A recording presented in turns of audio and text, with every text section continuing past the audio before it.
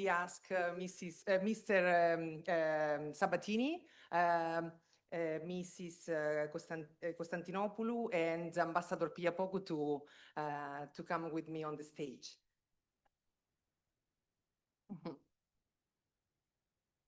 Okay.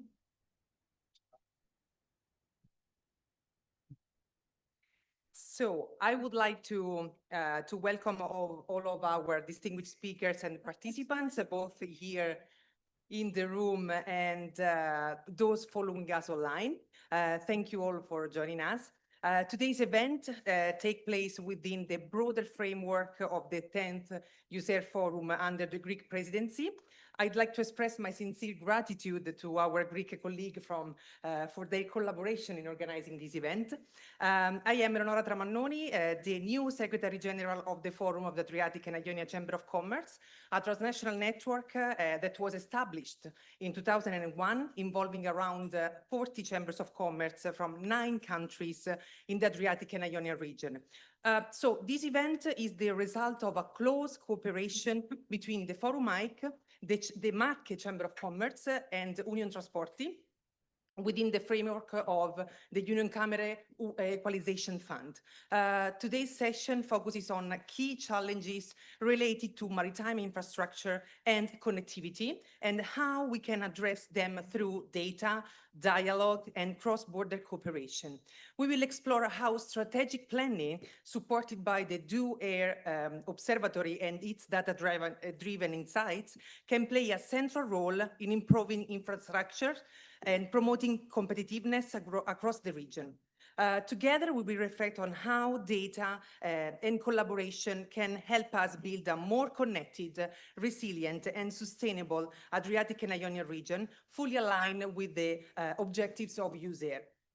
This event is a part of a broader strategic journey. The DO-AIR Forum in Crete marks the first step of a path that goes beyond infrastructures, a journey that will continue in Slovenia, in Porto Rose on June 18th and 19th, and will continue in Rome on September 16th. Each of these events will contribute to shaping a shared vision with concrete policy recommendations to support connectivities and competitiveness in the Adriatic-Ionian area.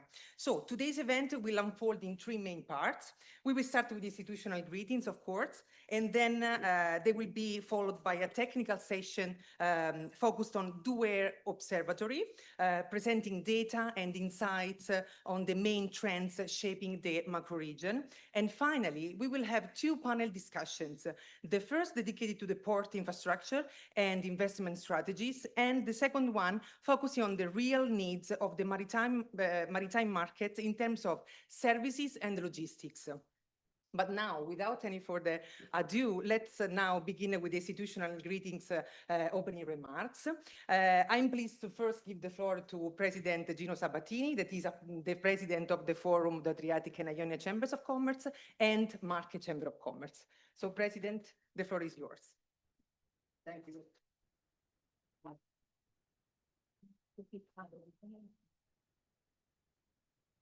Thank you. Parlo in italiano, c'è la traduzione, perciò spero che possiate avere la traduzione in diretta.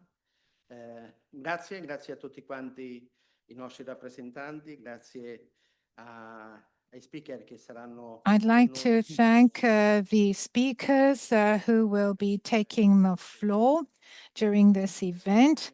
I'd like to warmly thank the Forum AIC. It is a great honor for me to officially declare the opening of today's session, and let me convey warm greetings to all of you who are here physically present, but also to those following us online, as well as the speakers.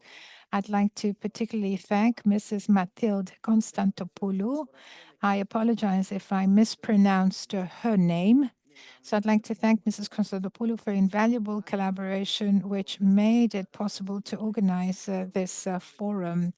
Once again, according to our tradition, the AIC Forum, as an active participant in the DO-AIR Forum, which is now under the Greek presidency. So we are very happy to contribute to the Adriatic-Ionian strategy, and we're particularly proud of our work. We know the role that we play, being one of the key stakeholders representing the economy and the enterprises of the region. Today's meeting is the results of close collaboration between the Forum, the Marche region, and Uniontrasporti in the context of the Union Camera Balancing Fund. So we wanted to place emphasis on the national level and what's happening there in the different chambers of commerce. We wanted to see what's happening as far as logistics and transport is concerned. Forum AIC, it comprises 39 chambers of commerce in 9 countries, and for over 20 years, it has strived to have a more cohesive macro region, the Adriatic and Ionian macro region. Our action is very important. It's based on the principle that we want to promote a cross-border cooperation through dialogue between enterprises, institutions, and civil society.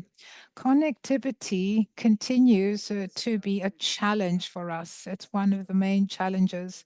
Admittedly, there were difficulties. These were mentioned by the Croatian and Serbian chambers of commerce, and I'm talking about border crossings between EU member states and Western Balkan countries. This is just an example of how full integration is not yet possible due to various obstacles which hamper trade and which do not facilitate the achievement of greater competitiveness.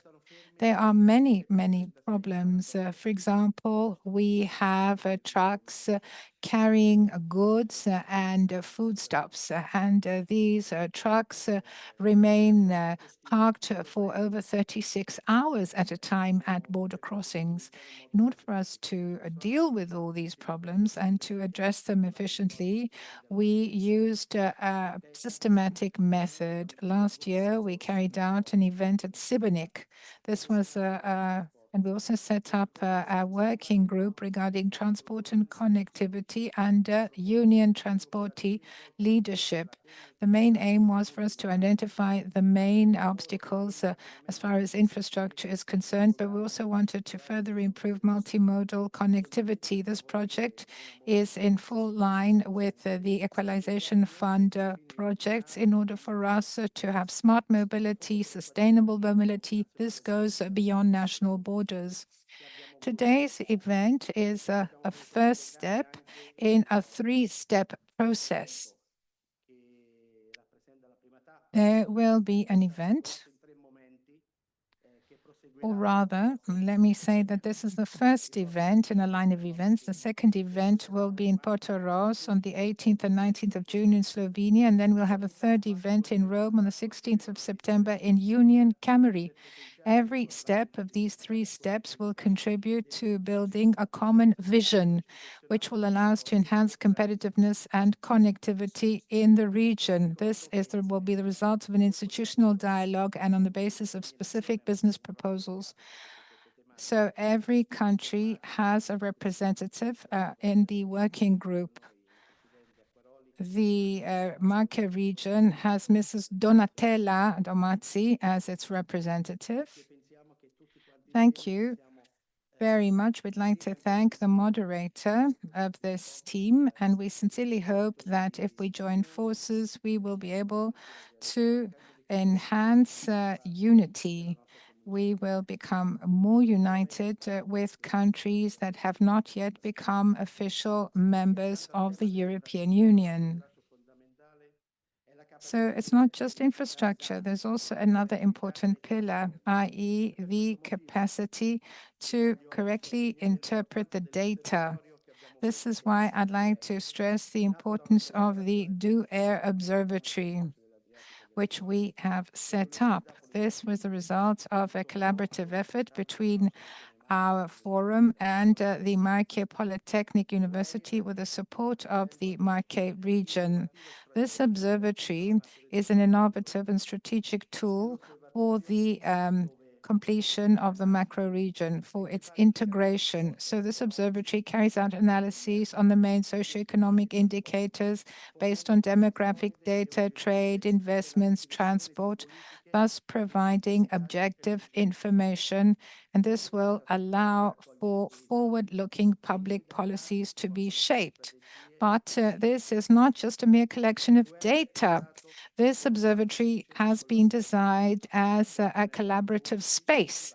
It's open to PPPs, public-private partnerships, and this can accompany territorial initiatives, EU-funded projects, thus making sure that every strategic decision is based on knowledge that has been updated and that is commonly available. So we will then have another session, and in the second session, we'll talk about the results of 2023, and this will allow us to understand what the state of play is. This data proves that the Adriatic-Ionian region is not just of strategic importance geographically speaking, but it also offers great commercial opportunities as well as industrial opportunities. In order for us to talk about this area and its potential for growth, let me say that from 2002 to the present day, trade between the countries in the area has increased by almost 300%. So the total value is around 34 billion euro in 2022. So the observatory will play a decisive role in providing information and tools in order for us to understand the dynamics of the region, and this will guide former policy options.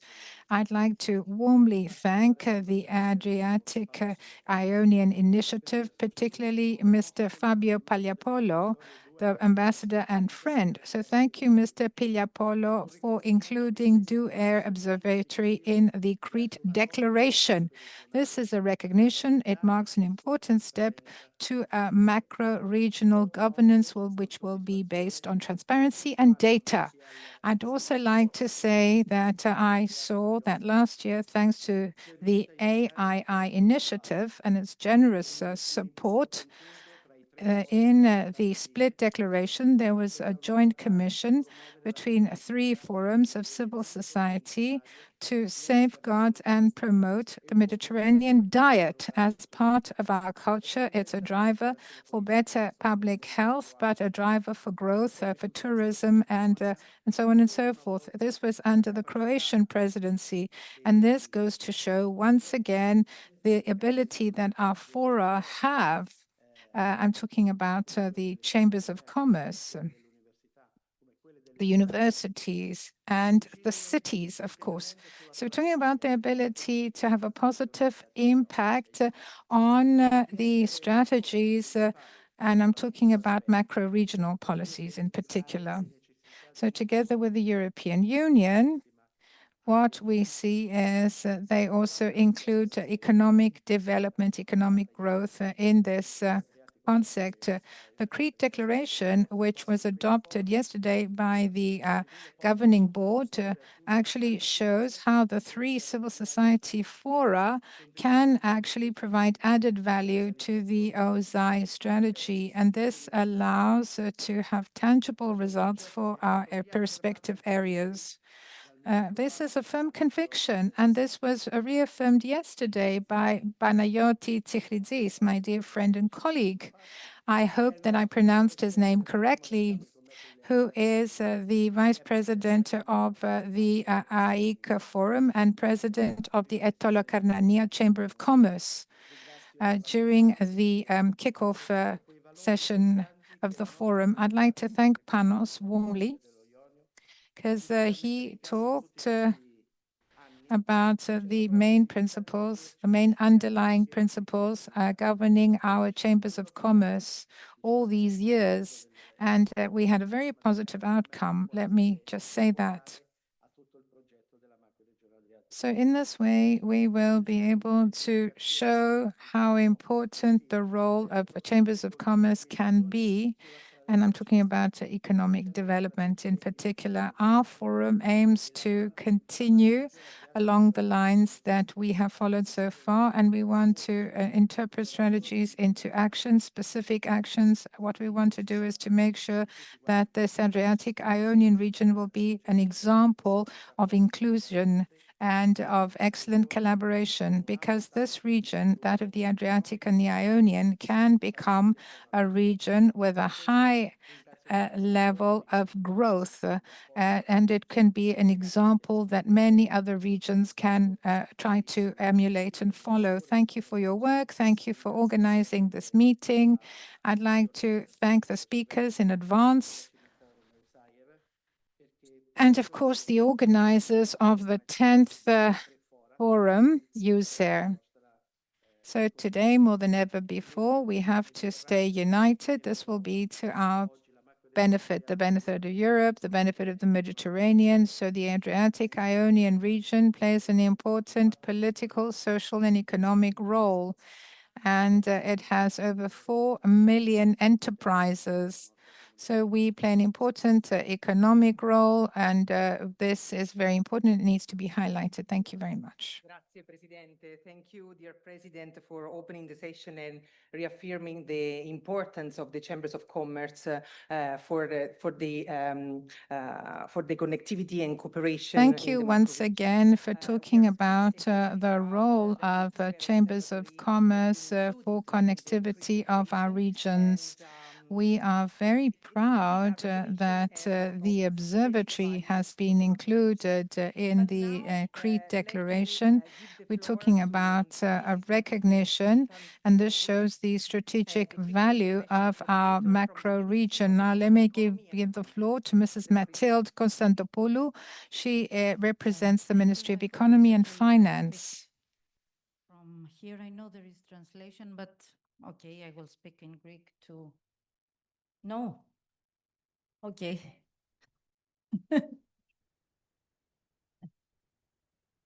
I have two options, either English or Greek. I know no Italian. Apologies.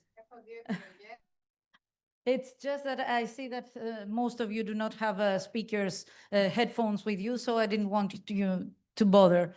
And I will speak in English. Okay, thank you. Well, I would like to thank, first of all, my friend Leonora Tramanoni for the invitation here, and of course, the president of the Adriatic-Ionian Chambers of Commerce, Mr. Sabatini. You inspired me a lot with your speech, and you covered most of the points I had here, so I have nothing left to say.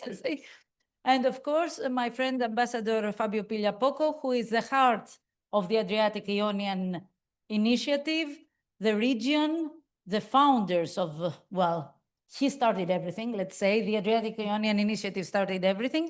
And we are proud and pleased to have you here with us, here at the 10th DO-AIR Forum that marks, well, the finalization of the Hellenic presidency term of the DO-AIR strategy.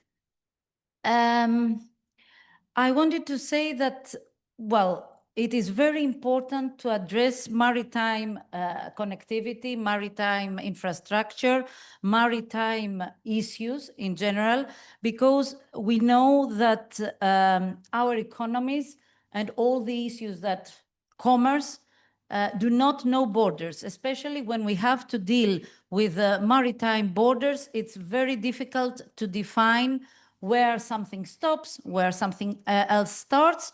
And what is more needed is cooperation. Cooperation in all terms, financial, regional, political, commercial, diplomatic, in order to surpass the obstacles and move and realize and make things move on, make things work, make things go forward. And it's, in my opinion, it's not just the collaborative approach and the data-driven approach. Yes, data is needed. But first of all, I dare say, and it was evident this morning during the transport session, but also the Connecting Europe Facility session, that without infrastructure, we cannot do much. And I have a very vivid example. We have the port of Patras. Without the railway network, without railway connectivity to Europe, to the Western Balkans, we can do nothing. Commerce will be still basic, transactions will be limited, and yet all things will have to be transferred via Athens and then via Thessaloniki and go follow that corridor. So taking this into consideration, we need also infrastructure. Data is important, but we also need infrastructure. In view of this, we definitely welcome this project under the EU-SARE, the DO-AIR, and of course, we are very happy that it is included in the Crete Declaration. It will be when it is finalized, it will be a very concrete way and a very solid way to have data, to have information all together, gathered in one, let's say, database, but from all countries of our region that interest us the most. And using this data will help us improve also our infrastructures with the means that we have and improve connectivity, improve maritime transport. So it's actually a two-way direction, let's say, a coin with two sides. And this is very important. I think it's also important that your chambers of commerce, the Adriatic-Ionian chambers of commerce, ensure these technological advancements. They create pathways for inclusive and economic growth. And of course, they promote all trade activities. Something that, so it's something that goes beyond regional cooperation and beyond regional framework activities. What I wanted to foster here as well is that we need in our activities, in your activities, also to involve youth. The youngsters are something, and the fifth pillar that we have introduced in the strategy is something that we need to bring into our activities in order to bring new views, new vision in our strategy, in our regions, and most important, make people work and stay in our region, bring their knowledge, bring their experience when they travel around, when they move around, bring their experience in our region and move and put it into activities, especially with all these new technologies and all these information of things, information, artificial intelligence, and all those new innovative things and, let's say, inventions that I know nothing about. And this is very important for our future. So I think we need to cooperate more further than diplomacy, further than politics, further than just economies. We need to have a very integrated and holistic approach to the way we see things in our region. And this is another way of connectivity, another way of connecting people, activities, places, jobs, everything. So this is what I wanted most to say. I think, I would like to wish you every success to your work here.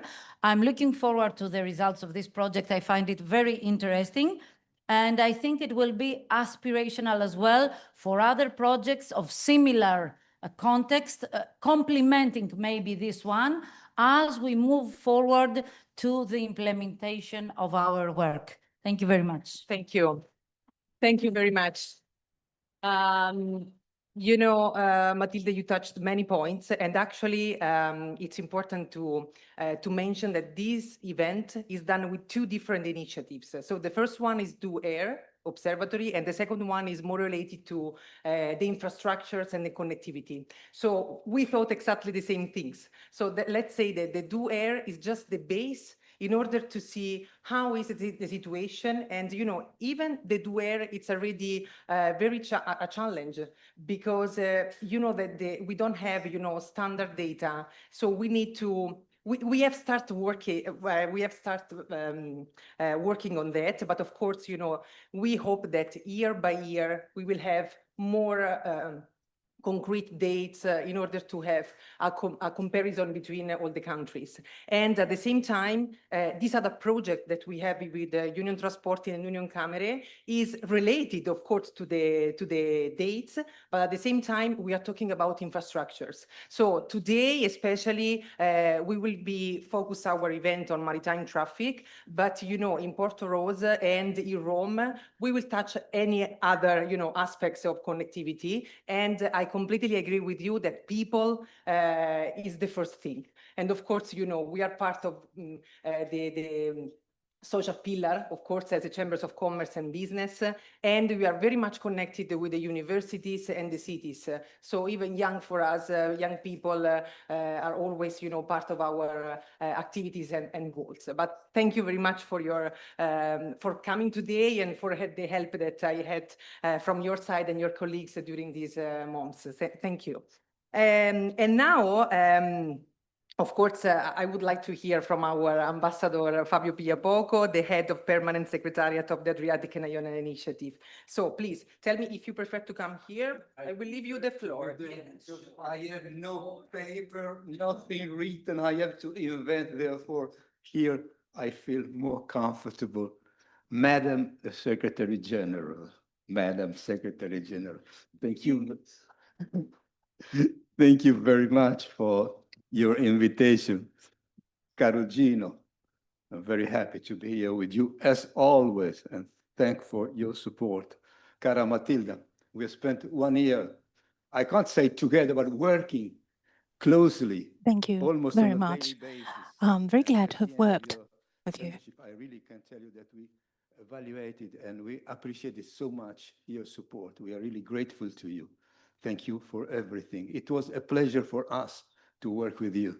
And since I see here the Deus ex machina of the previous chairmanship, the Croatian one, Lydia, let me associate you also in this thanks, because you also have been a driving force before, behind your chairmanship, behind, and that was equally so happy an experience that we recall it many times with my collaborator who are here sitting, all the people. Actually, talking after you, Gino, and after you, Matilda, I'm asking you, what can I say? You said it all. Certainly, you will not expect me to elaborate on infrastructure or connectivity. That is not my cup of tea. That is not my cup of tea. I couldn't add anything interesting on that. Let me just reflect on something. You know, as I repeat, I have nothing written. A lot of water has flown under the bridges since the period when the contribution of the fora were not so well known. I wouldn't say appreciated, they've always been appreciated, but known and taken into account as it is now, which means that a lot of progress has been made thanks to your activism, thanks to your will of acting, of going forward. And that is a very important result. We are proud to have been all the time by your side and to have been able to make it sure that this famous principle of subsidiarity, the famous principle which characterizes the system of regional strategies, is really implemented, because we can implement it only through your action, only through the action of the fora, which means that simple meeting of experts would not be sufficient for a strategy. The strategy needs support, needs indication, needs wishes coming from the people, from the civil society, and you are the basis of the strategy. We are a simple channel. We try to put the attention of the mechanisms of the strategy, TSGs and all the bodies working, experts, your indications, your wishes. And that is really bottom up. That is the approach we have been asked to apply since day one in the learning process of the Commission, which took us 4 years in order to prepare the strategy. Let's not forget that the strategy was actually approved and decided by the foreign ministers of the Adriatic-Ionian Initiative in 2010 in Ancona.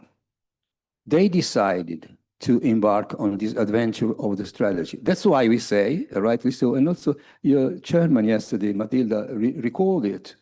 The AII is the mother of the strategy, because the strategy comes from a decision of the foreign ministers of Adriatic-Ionian Initiative. So we go together hand in hand, but this cooperation could not be so fruitful without the contribution of the forum, without your contribution. So I expected to give you some fresh news, but you already know them. So what can I add to what you said? Naturally, we are proud that after the success you had last year with the document on the Dieta Mediterranea in Split, an important document highlighting how healthy and how good is the way we act by feeding ourselves. This year, another success can be listed in your favor, and it is this DO-AIR Observatory.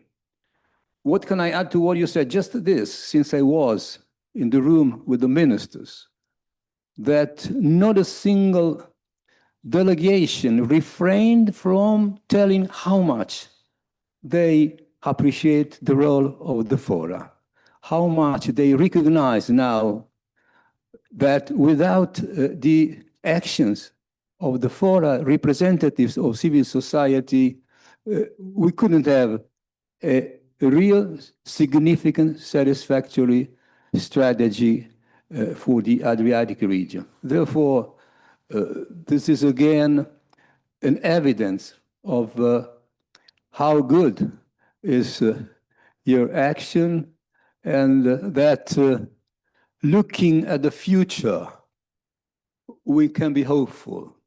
So let me conclude by saying something that I already said. So I repeat myself, but it's nice to conclude like this.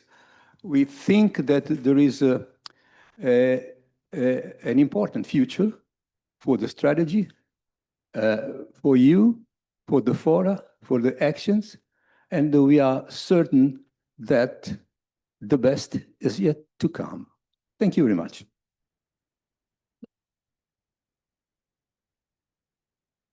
Thank you, Ambassador, for your ongoing support to the Forum IC, the three fora, and all our initiative. We really appreciate it a lot. You know already, right? You know, we are friends. Okay, so thank you very much again to our speakers at the institutional greetings for your valuable contributions, of course, to this session. So I invite you to take your seats. Thank you very much.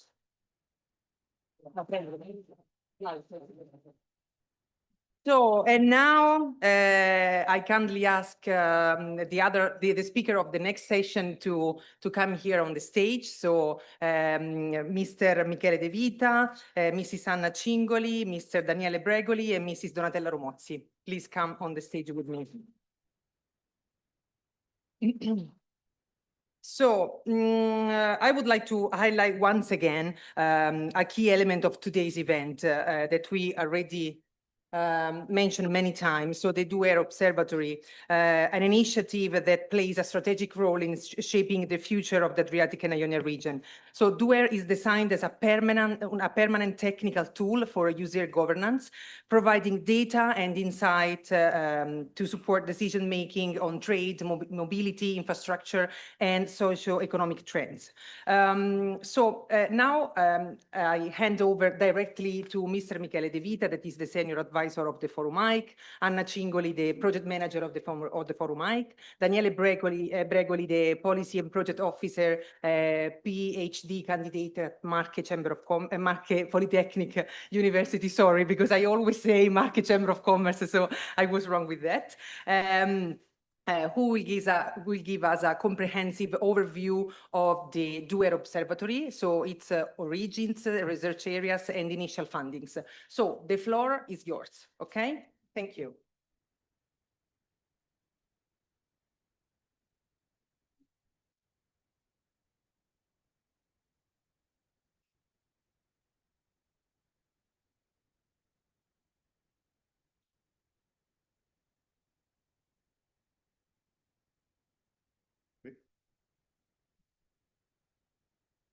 Bene, intanto devo dire che per me è un grande piacere essere qua, siamo al 10° Forum EUSAIR. I'm very happy to be with you today at this 10th USAIR Forum.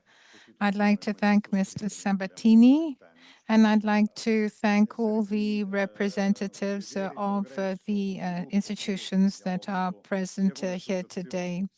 So we have seen how things have evolved, and we're talking here about the Adriatic-Ionian region, how it all started and where we stand today. We're very happy because a lot of projects are being implemented by the fora, starting in 2000 in Spalato, where we had the institution taking shape and form. So Forum IC brings together 39 commissaries of chamber. We back then did not have the Adriatic and Ionian region. This happened at a later date. But I'd like to say that everything that has been achieved is the result of hard work and making a vision come true. The fact that we're here today and that we play a leading role, and we see what happened in the previous forums, the previous declarations, and that we have been recognized as a forum, and that the network of universities and cities are key stakeholders. Well, this recognition is of great importance to us. So we're here to talk about another project that is being implemented as a Forum IC. So this is something that we did together with the Marche Polytechnic University. Among other things, the project that was recognized by the Crete Declaration, and which is a point of reference. I'm talking about DO-AIR. So you know how important data are in our society. So when we talk about the Adriatic and Ionian region, without having a full knowledge of what this region actually is, and without knowing all its aspects, well, that is something that we need to recognize. So we have an observatory, DO-AIR, and we're also talking about proximity. Proximity is also very important in today's society. So the Adriatic-Ionian region faces significant challenges, but one of these is the lack of homogeneous and comparable economic data. So this lack makes it difficult to measure its economic weight, despite the fact that we've had the recognition by the EU with the EU strategy in 2014. This is why an effective solution is to adopt a systematic and integrated approach to data analysis but also to harmonize metrics and support more targeted policies and sustainable development. So through this project, we want to provide a clear data-driven picture of the economic importance of the Adriatic and Ionian region. We want to promote research and innovation, in particularly as regards regional development. We also want to create a tool for analysis and for monitoring of key economic indicators. And Mrs. Cingali and Daniela will tell us more about this in their own presentations. So now let's talk about the value of research. Analyzing the degree of economic integration between regions and countries is essential in order for us to understand the economic dynamics of these countries and regions, but also help policymakers, companies, and institutions make decisions based on reliable information. So the flows of goods, the flow of capital and flow of people between countries not only reflect economic interdependence, but directly influence the growth, employment, and industrial development of all the nations involved. Understanding these dynamics allows businesses that we represent as chambers of commerce to adapt to international trade opportunities, and governments are thus allowed to formulate more effective trade policies whilst promoting sustainable development. The Adriatic-Ionian region, which is recognized as a key area under the US strategy, can play a leading role, and it aims at making this goal a reality. So this is why we decided to create the so-called DO-AIR Observatory, the data observatory of the Adriatic and Ionian region. So there was an emergency, there was an urgency, and this is something we shared for the Marche region. What we needed to do is to have a more systematic approach to data analysis in order to better understand the economic contribution of the macro region in various sectors: trade, investments, innovation, entrepreneurship, and so on and so forth. So DO-AIR was the result of a collaboration with UniVPM, the Marche Polytechnic University. The aim was to fill the gap that existed, and our ultimate goal is to become a permanent reference tool. We want DO-AIR to become a permanent reference tool for the user strategy and the Marche region. And of course, this is something that is available to all as a tool.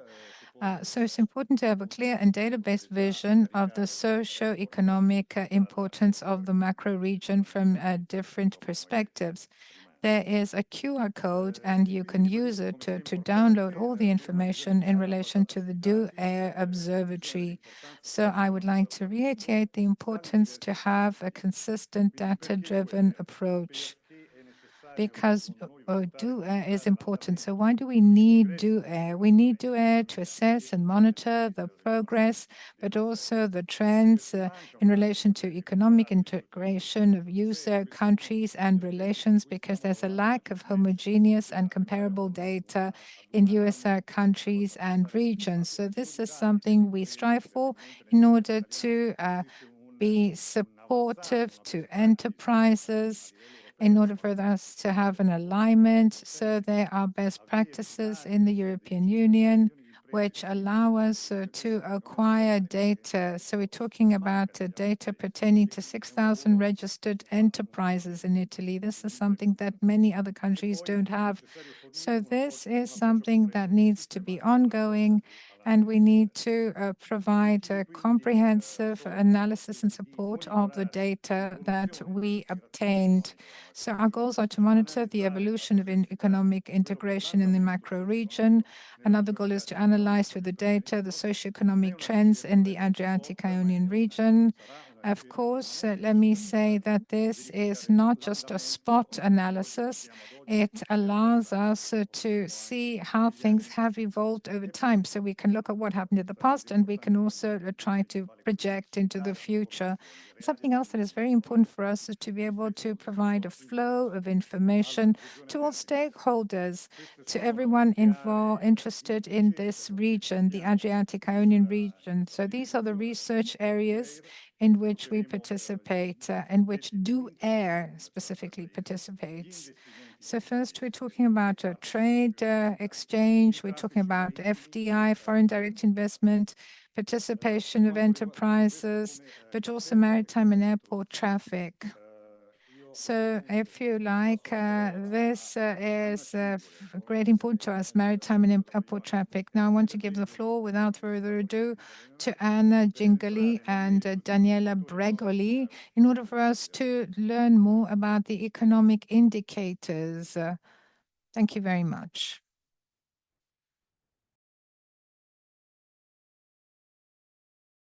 All right, so again, the presentation please should be already on.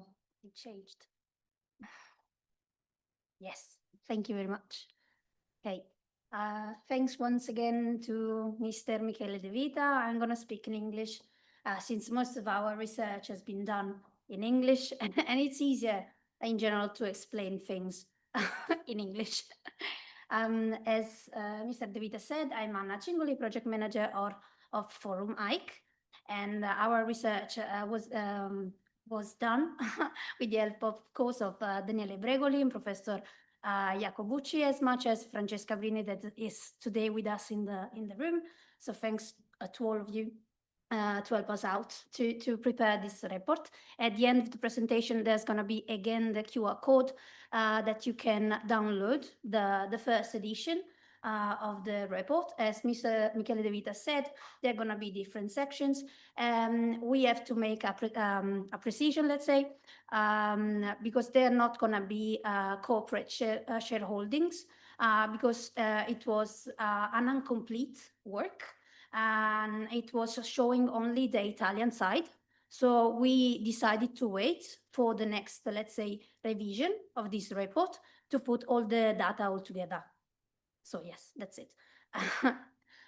First of all, as you may know, the demographic analysis is usually the most important part of our research, since it gives you the idea and a greater view of what we are going to do. In fact, although DO-AIR Observatory focuses on economical areas, it is important to also consider the social and demographical data to provide a more complete picture of the regional dynamics. Key indicators would be population, GDP per capita, and GDP growth, because they are essential tools to monitor trends and assess the impact of the policies and strategies analyzed. This data would provide, in general, a solid basis for interpreting the social economic transformation of the area and support a deeper understanding of its evolution. We're gonna give you like some data, like really small one. If you can look at the population of 2023, we can see that the total population of the macroregion is 68.9 million. There was a little decrease in population since 2014. And of course, we know that brain drain is one of the key challenges of the area. Of course, there is also a significant, let's say, demographic pressure for the Western Balkans. But, you know, we cannot work on population specifically. Of course, if you see Italy, we only consider the EUSER area, so not all Italy in general. So only the regions taking part with EUSER strategy. If you look at the GDP, we search it on US dollars in billions. If you can see, there is a steady economic growth, and the GDP trends reveal that a region that has made a significant strides in economic development with marked differences in scale, peace, and resilience. But the period following the EUSER establishment coincides with a broader pattern of economic stabilization and a gradual upward shift. I will go directly to the maritime and airport traffic. Today we are going to talk only about the maritime, since the main focus of the speakers that they are going to follow us in the following panels. They are going to talk about the maritime traffic. This analysis is particularly important for us as Forum IC, because it started in the early 2000s to understand the Adriatic and Ionian area, then characterized by a strong instability So it has proven to be a fundamental tool for monitoring changes in the entire macroregion. The study of maritime flows is based on different factors and produces annual analysis at national levels. If you can see, it was, of course, interrupted due to a lack of data during COVID, but we usually involve 17 ports in 6 states, and we analyze categories of goods, the type of transport, the passengers, and the national and international flows. We are trying to understand if we can extend the analysis to the fluvial traffic. So we are kind of starting this kind of discussion, and we will see what we manage to do.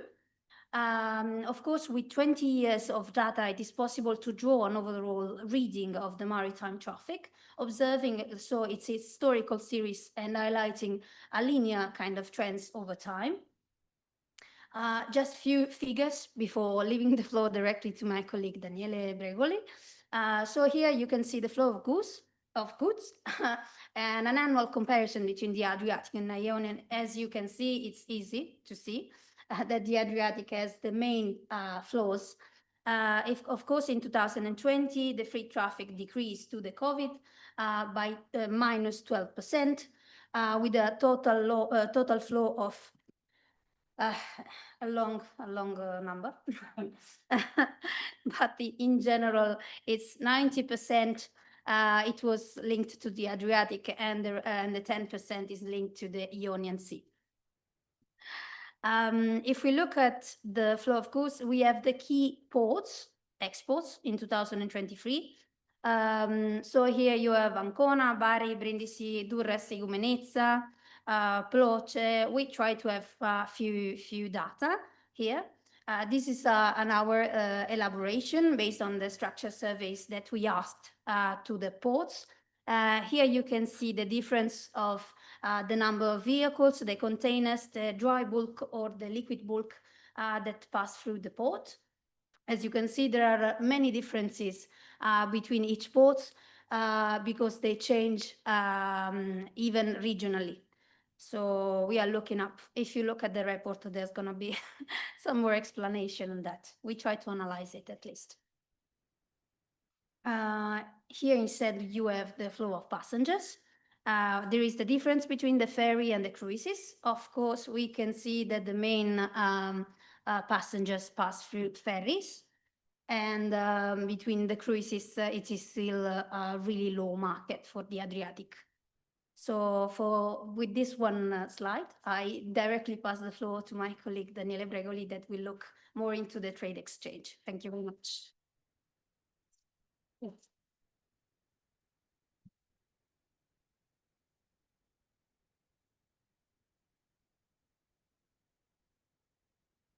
Thank you, Anna. Thank you, everyone. First of all, I want to really thank all the participants. I know that it's sunny outside. I hope no one forced you to be here. And yeah, indeed, as Anna anticipated before, I will go through the third and the fourth area of research that we have developed in our report: trade exchange and FDI, foreign direct investments. Starting from trade exchange, of course, the analysis, we have carried out an analysis of imports and exports throughout the EUSEA. So it means intra-EUSEA import and exports. And we thought that this could be really a great starting point to assess not only the regional, but also the global economic dynamics of the region. So as you may know, or better, as you know, trade flows between countries reflect what is the economic interdependence and can directly influence growth, employment, economic stimulation, economic development, and of course, industrial development. Here we have also to say that to underline the role of the area, the Adriatic-Ionian region, and also the geographical position of it as a corridor in between Southern Western Europe and also Asia. Here again, as was already Anna underlined, we will give you a couple of figures, just not to bore you too much and not annoy you too much. But then there will be a QR code that you can access. With that you can access the report. If we look at intra-EUSEA exports, for instance, by country, by EUSEA country. Here we can see two specific patterns. One is Italy, of course. Here, big disclaimer. Here there are all the 20 regions of Italy, not just the EUSEA regions that are included in the strategy. So this means that, of course, the biggest economy here in terms of exports is Italy, that dominates the others. But on the other side, the other pattern that we can see is from the little graph on the bottom right slide. Of course, it's too small. Sorry about that. Is the growth of exports of intra-EUSEA trade. We see that from 2014 there was a growth from around 50 billion up to 80 billion. So this is quite a massive insight that we can provide for the moment.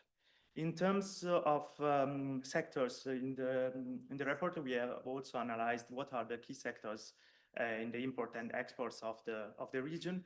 We have to say that manufacturing, of course, is one of the dominant one.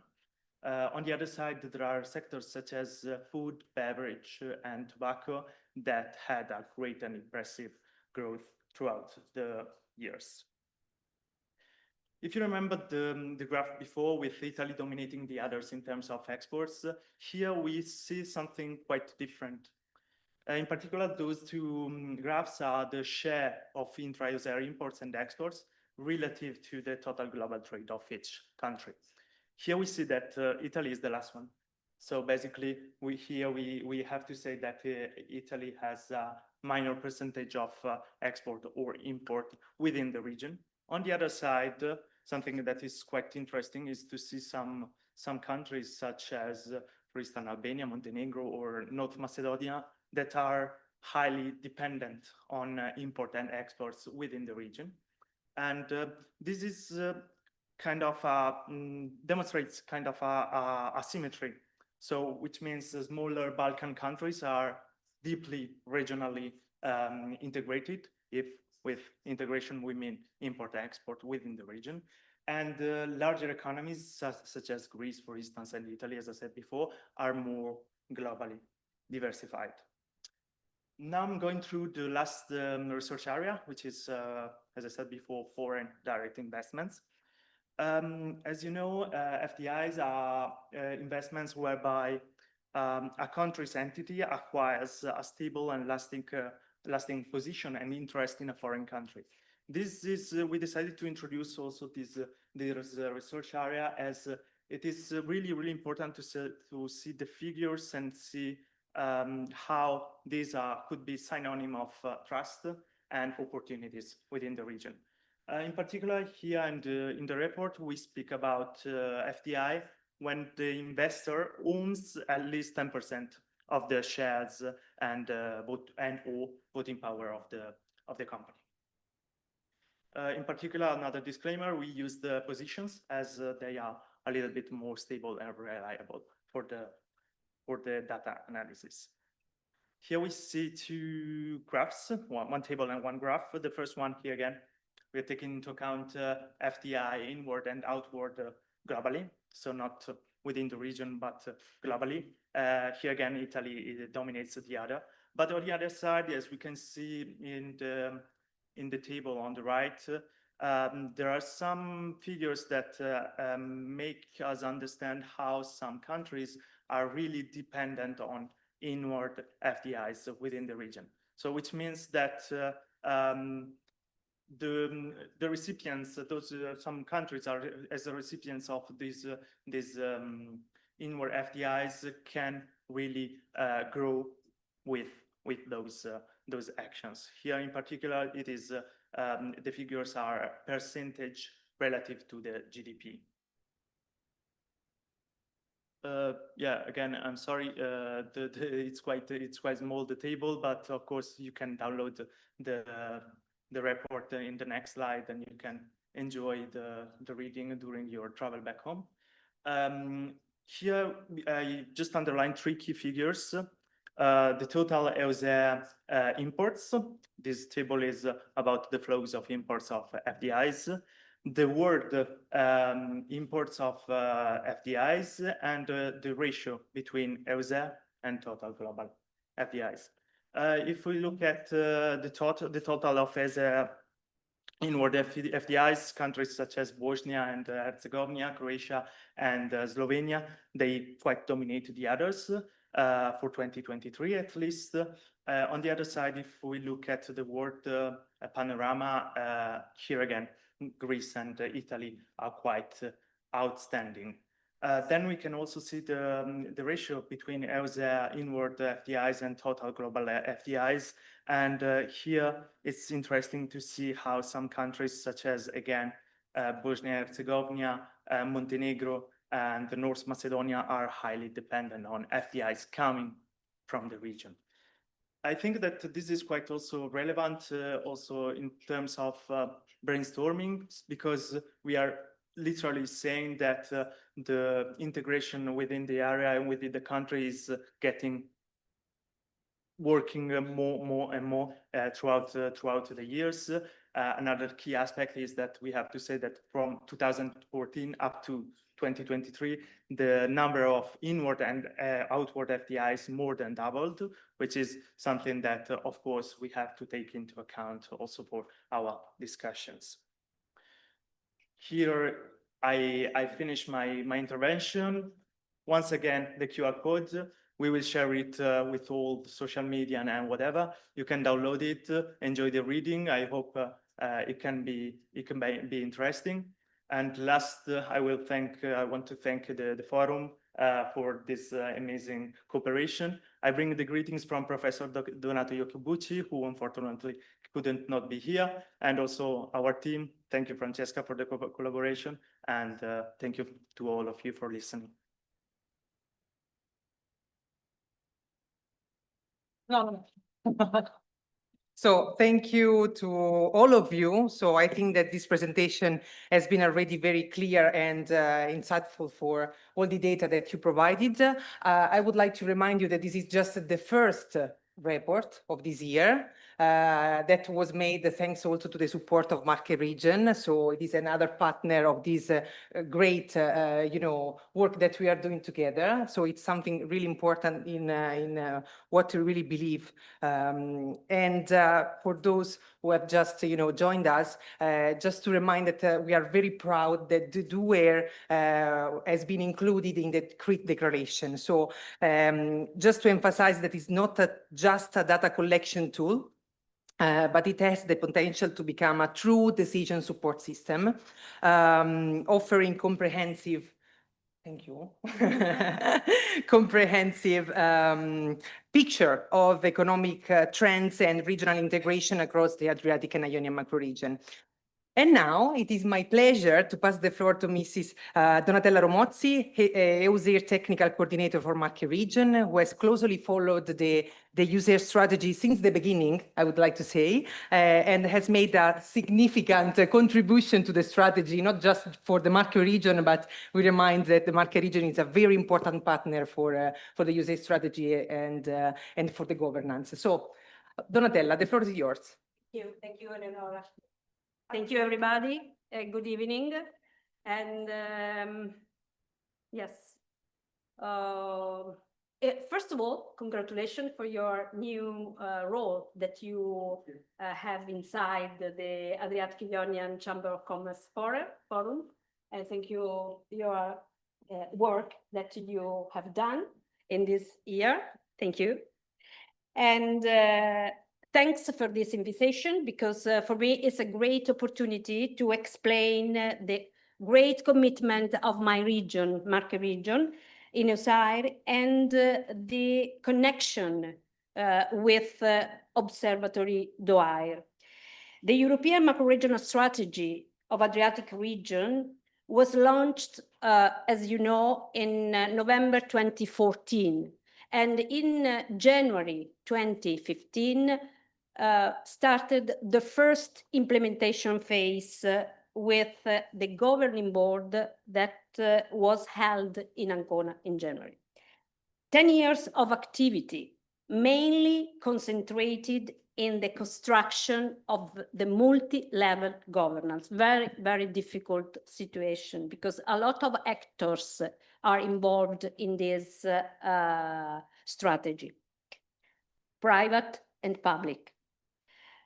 Find a way to get all the actors involved, public and private, to talk to each other, to find common solutions for common problems. This is the real mission of all the 4 strategies.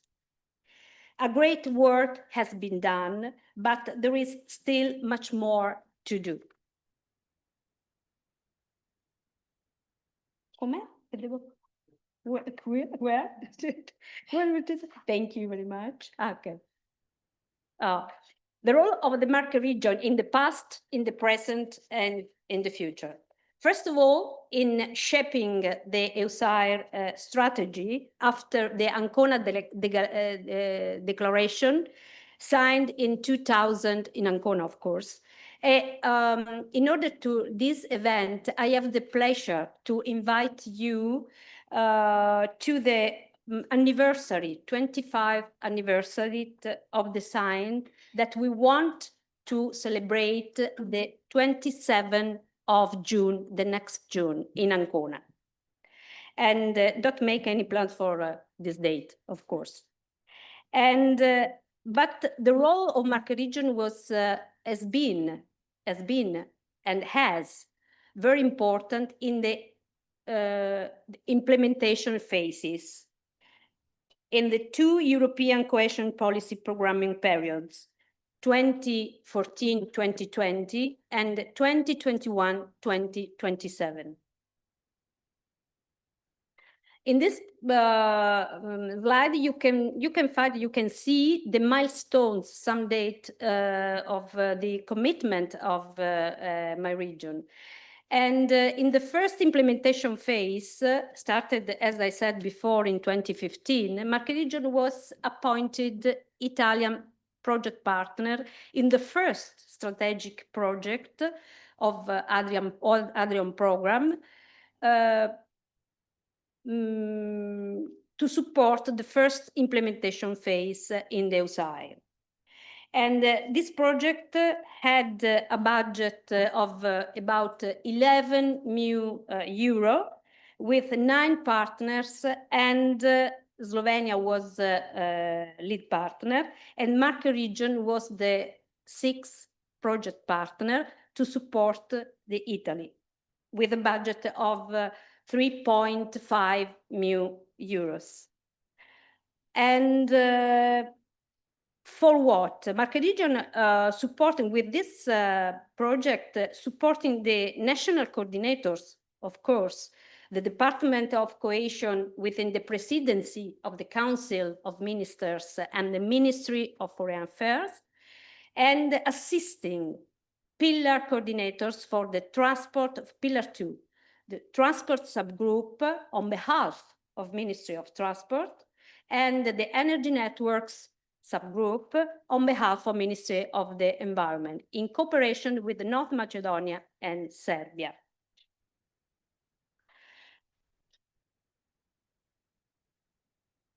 But what were the results of this period, this long period, very difficult period? In order to the Pillar 2, the technical assistances, these 3 studies and for the first time, these plans offered a comprehensive vision of the infrastructure, including potential future scenarios for 2030, 2050, providing policymakers with critical information for decision making. But there was another output, the EUSAIR stakeholder platform. The EUSAIR stakeholder platform was and is a virtual place to communicate, to collaborate, to work in remote mode. And this tool has been useful, especially during the pandemic period. You can see in this slide some numbers about that terrible period.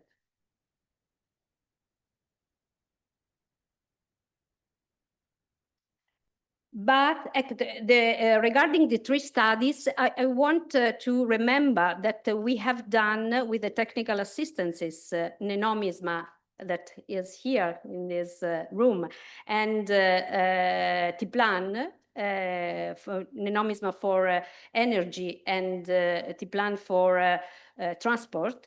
EUSAIR Transport Master Plan of Energy Networks for the Adriatic-Ionian Region, Roadmap for an electricity market and natural gas hub of the Adriatic-Ionian Region.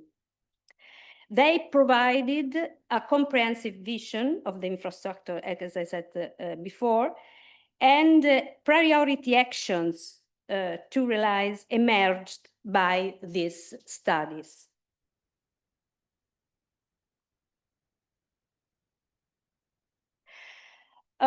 In the second programming period, three strategic projects to support the EUSAIR multi-level governance.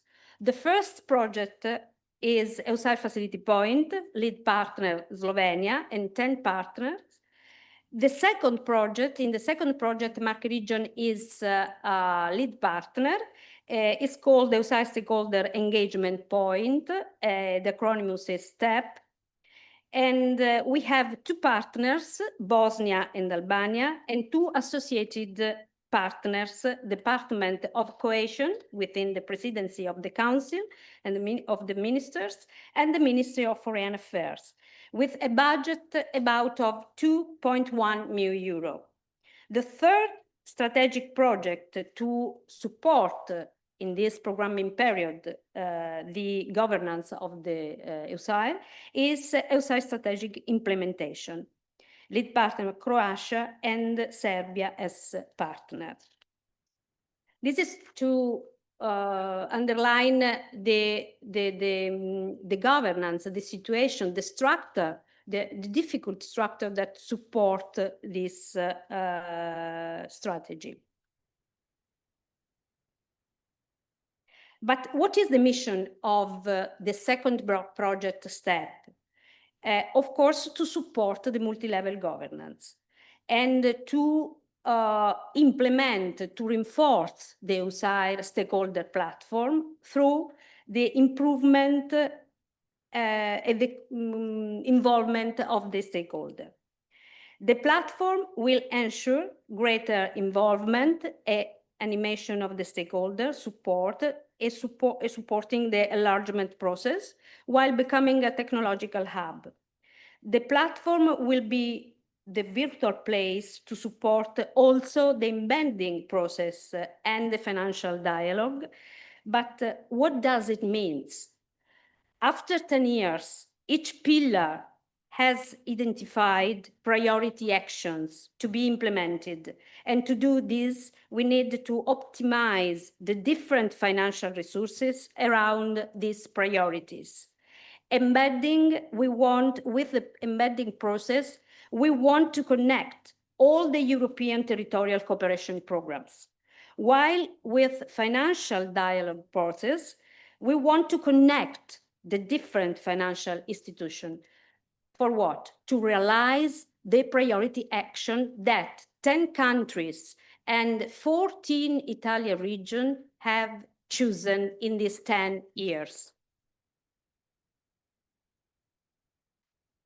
And last but not the least, to reinforce the commitment of Marche region in order to EUSAIR, the Regional Council approved the last July a regional law, and it represented the first regional framework that intends to strengthen synergies between all the institutions, all the actors involved in this in EUSAIR, with the aim of working together around common themes, concentrating human and financial resources, avoiding the waste of public resources. And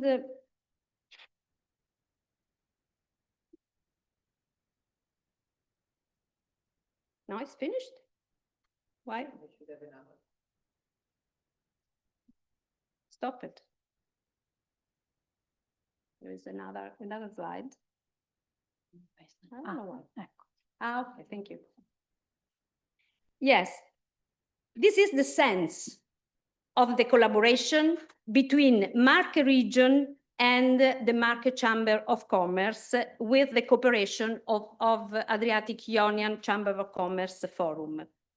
DO-AIR, the data provided and updated by the observatory can and should contribute to the improvement of the EUSAI stakeholder platform, but also provide a concrete contribution to the activity of the pillar stance.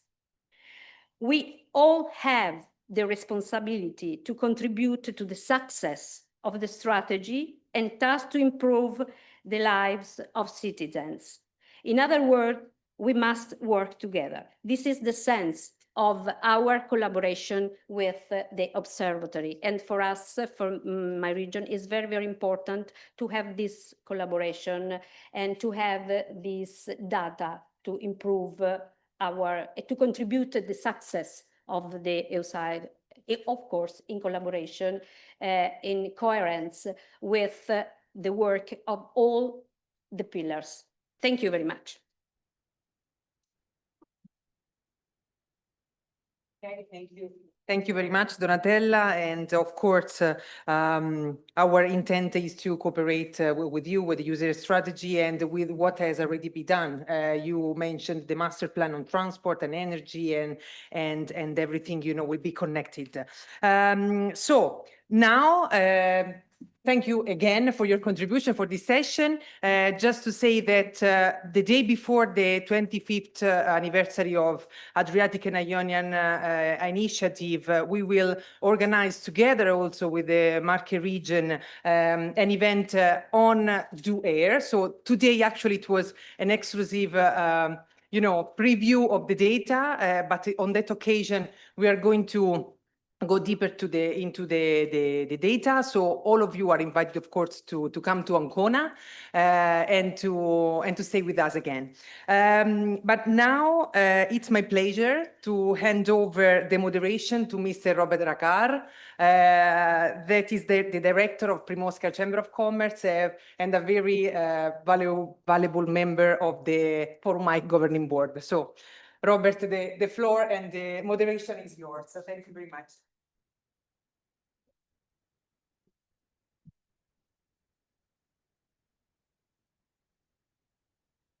No, I don't need it. I just want to put it there, if that's fine. Yeah, it will not harm it.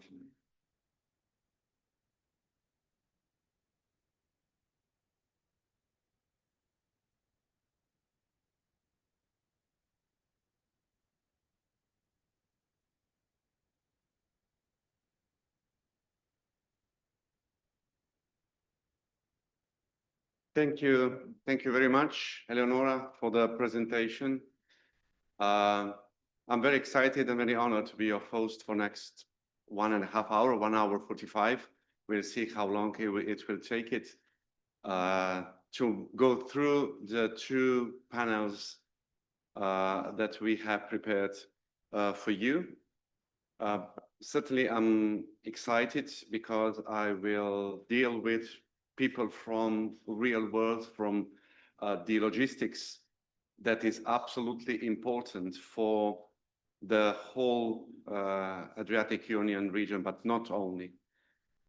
I will start with a data I don't believe is very commonly known around the Mediterranean area. So all the countries around Mediterranean Sea produce about 10% of global GDP. 10% is a huge number. And we are in the heart of this Mediterranean Sea. And we will see through the 2 panels that we don't see the fact that we live by the sea and we are connected by the sea, still a huge opportunity. Especially the maritime logistics is well back of what it could be and what it should be.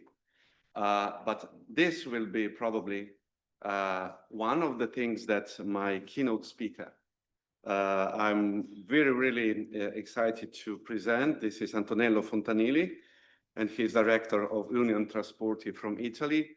Will present in his words to begin. So, Antonello.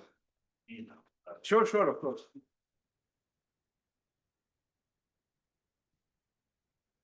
Thank you, Robert. My presentation, okay.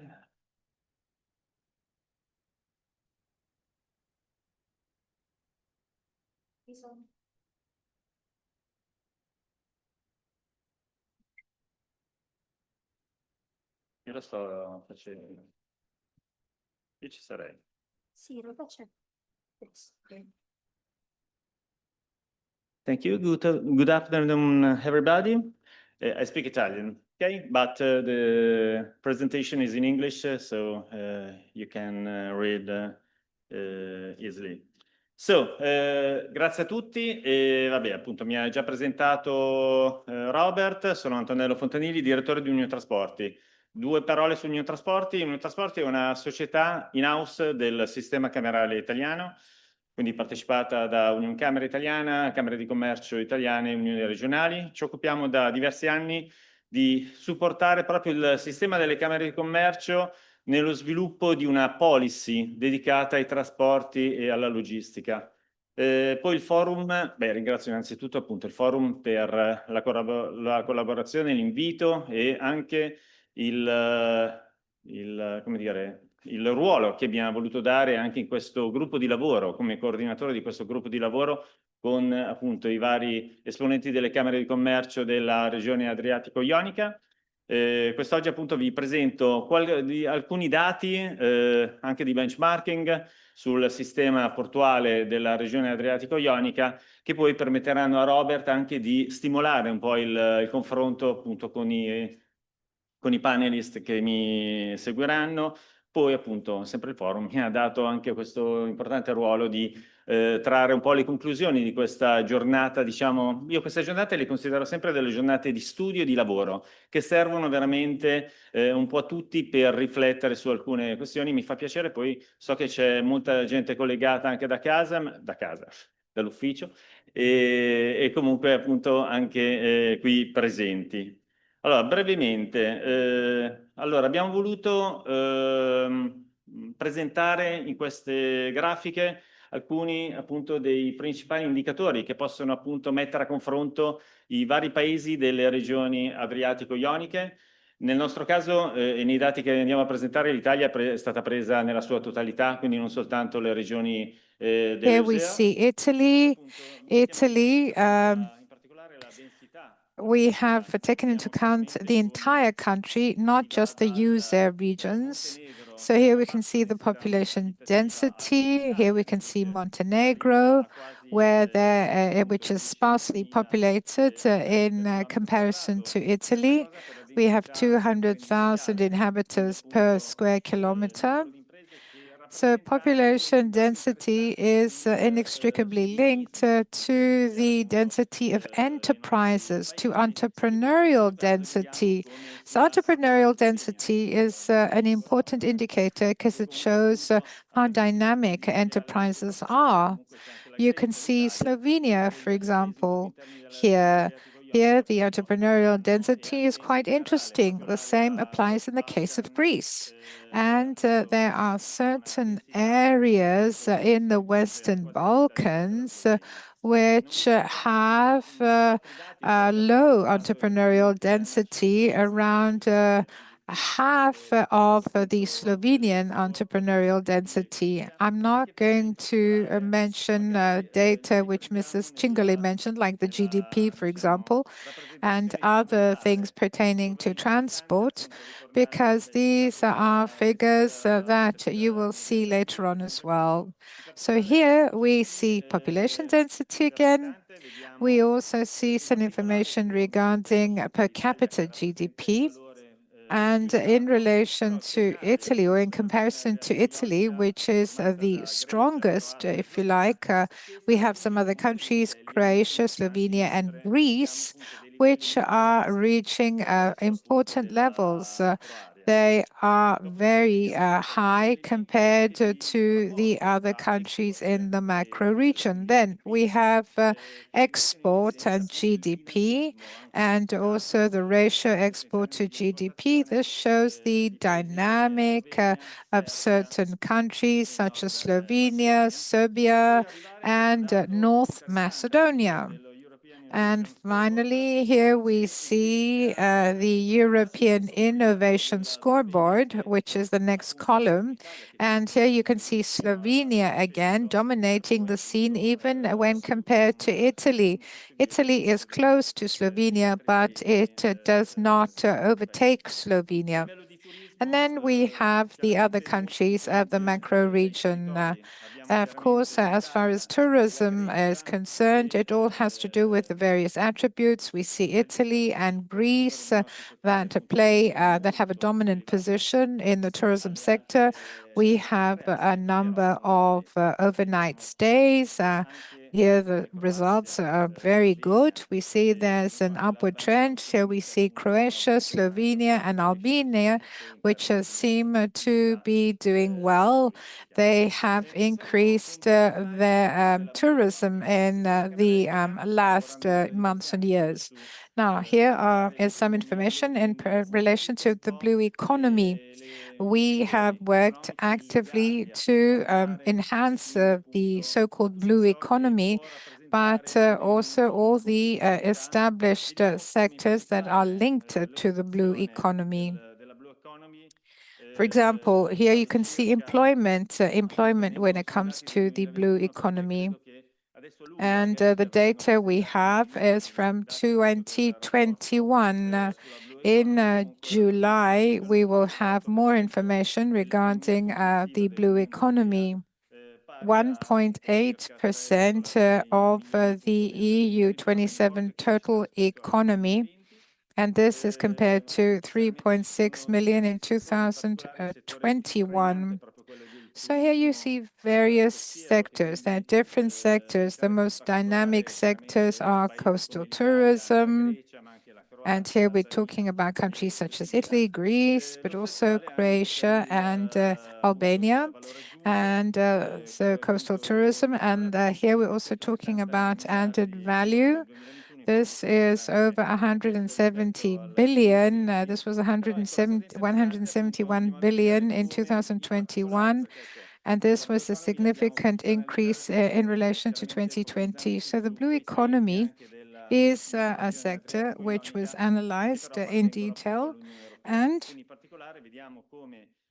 we're talking about the Adriatic-Ionian region, but taking into account members that are member states of the EU, Slovenia, Italy, Croatia, and Greece, representing 1/4 of the blue economy of the EU, which means that the percentages that these countries have are quite high. So here I'd like to talk about the prominent role of coastal tourism in these countries, these 4 countries. And of course, we're talking about activities in ports as well in these countries. Now, what about the other Western Balkan countries? These countries may not be that dynamic, but they belong to the Adriatic-Ionian region. They're not yet, however, full members of the EU. So for these countries, there is great potential in certain sectors. For example, tourism, blue technologies, fisheries, sustainable fisheries and aquaculture. We see Albania, for example. Albania seems to be very dynamic in tourism as well and could become a leader in the Western Balkans in the coming years in this sector. We also talk about ports and the logistics. Here we have some interesting figures. This is from the World Bank. Some figures, very interesting figures. We have data dating back to 2023. This is a report that is based on a 2-year analysis. It comes out every 2 years. So we see that our macro region is not faring so well. Greece and Italy seem to be faring better, but Slovenia, Montenegro, Albania, and some other countries are not doing that well as far as logistics are concerned. I'm talking about the LPI, the Logistic Performance Index. So there's room for improvement. It's also got to do with training, with skills, acquisition of skills. So there is a gap there. This gap has to be filled, and we need to work to offer solutions to these problems. So we need to bridge the gap, and we need to have a common strategy in order for the macro region to perform better in relation to this logistic performance index. So we think that in the future, things will improve considerably, and our position in the reports will be much improved. Now, let's talk about the TNT corridors crossing the area. Here we have the EUSER net corridor. This is very different compared to other corridors. And here we see some information regarding port infrastructure. What do we observe? We see that there are 27 ports in the Adriatic-Ionian region. 21 of these are maritime ports because there are also some inland waterway ports, 6, which we took into account. Italy and Greece here play a prominent role. We're talking about an extensive coastline, so these two countries have more ports, so they dominate in this area as well. Here is some information in relation to transport. So the Adriatic-Ionian Macroregion,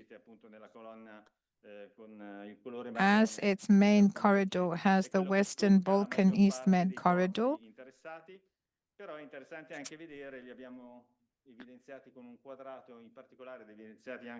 This is the core network for the ports in the region. Here we see the core ports, Rijeka, Thessaloniki, Heraklion, and Piraeus. And of course, there are other ports in the Adriatic, Trieste, Bari for Italy, and Koper, Capodistria for Slovenia. So the maritime ports are access points, points of entry for passengers and goods. So our macro region, particularly Greece, Italy, and Croatia, make up 48% of passengers, meaning for 2023. So here we see that 48% of all the passengers pass through these ports, the ports of these countries. So we see how important the role of ports is for our macro region. Here we have information in relation to goods and maritime port performance. So here we see that the northern countries, Belgium, the Netherlands, and Germany, seem to be playing a very important role, but there are 6 countries in our region which represent a bit over 21% of goods going through our maritime ports. Again, Italy and Greece play a leading role. So we tried to see some weaknesses, some weak spots, some shortcomings in relation to maritime transport. One problem has to do with last mile hinterland connection to ports. They're missing or poor links, unfortunately. So there's poor connectivity. This applies for Gomenica, Bari in Italy, Bar for Montenegro, and Durres for Albania.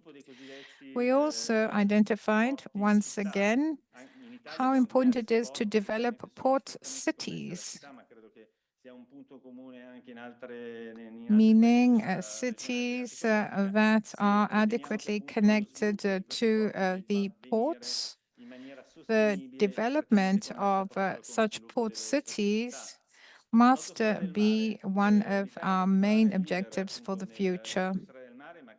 So motorways of the seas. This is an initiative. It's something that we should focus on in the future. It's less polluting, more environment friendly.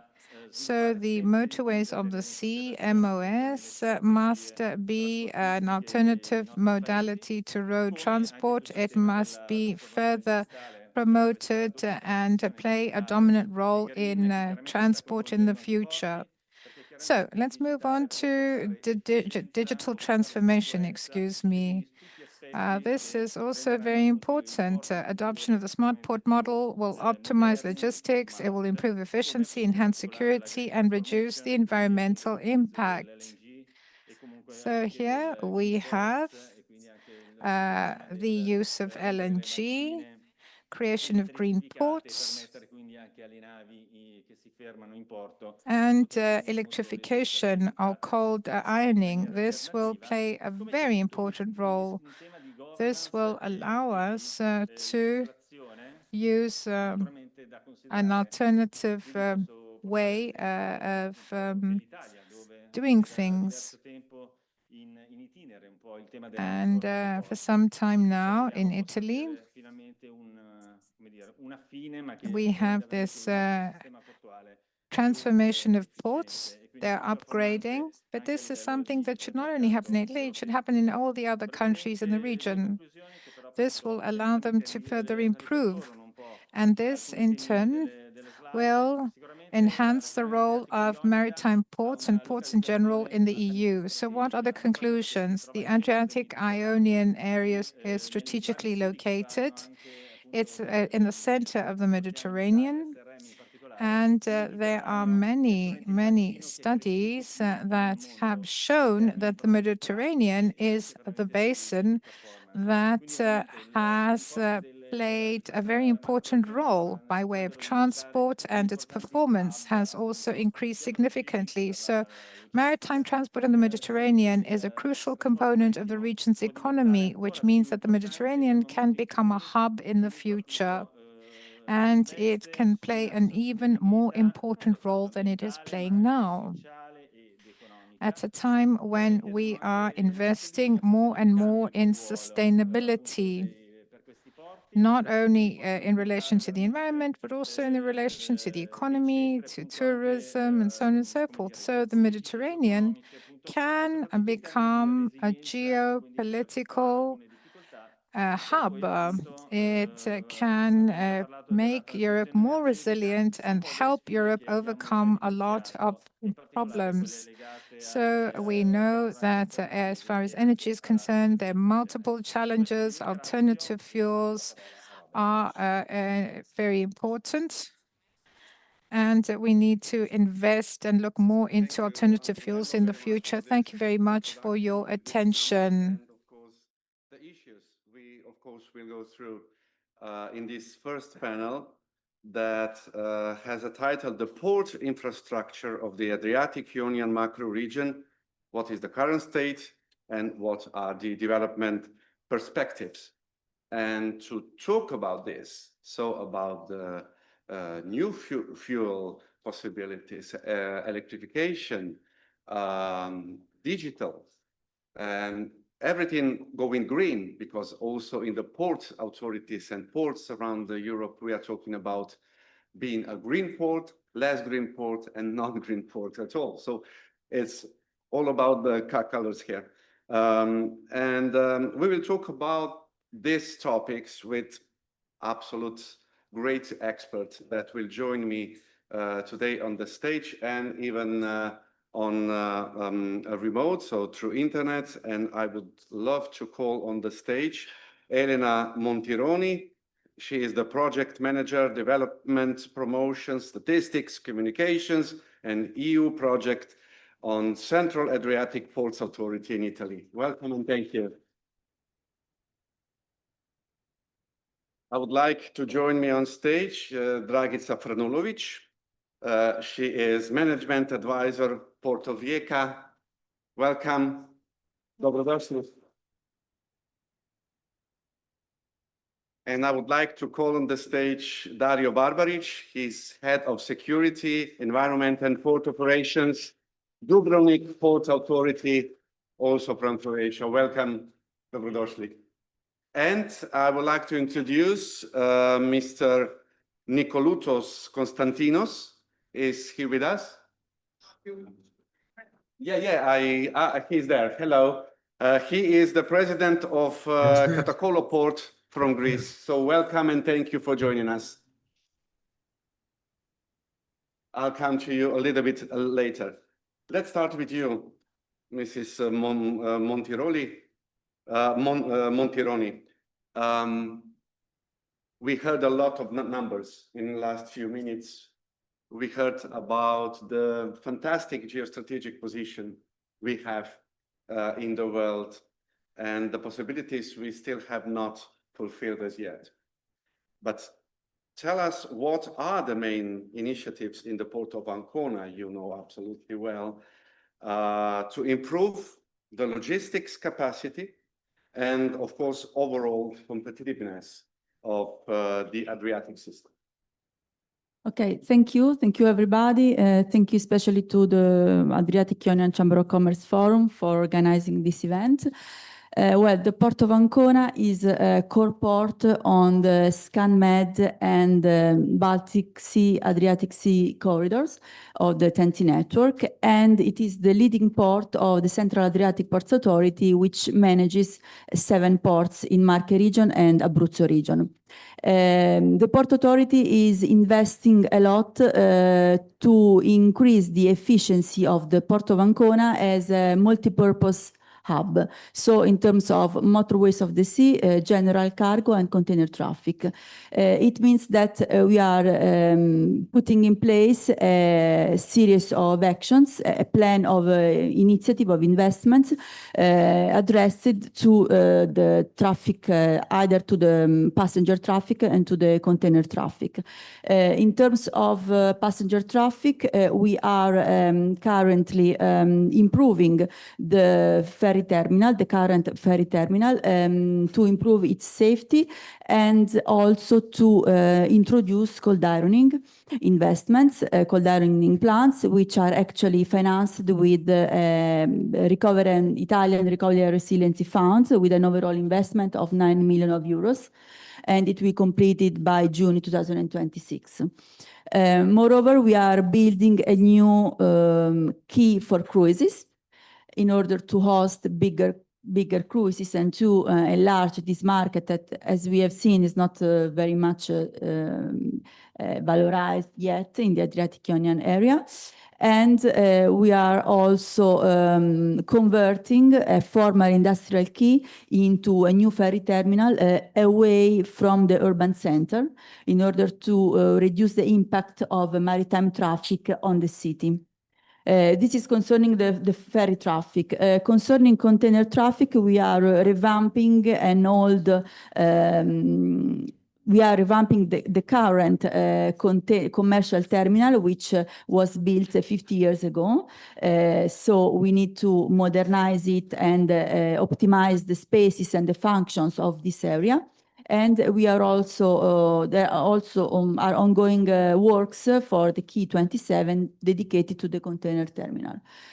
In this series of investments, we are also working, starting with the dredging works in the next year, 2026, in order to reach minus 11 meters.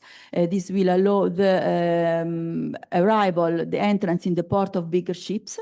So this is also to increase the logistic capacity. And finally, we are also working a lot to expand the digitalization. In this sense, we are working on the port community system and on the artificial intelligent tracking system that we have in the port in order to improve the overall efficiency of the port community. That was my next question.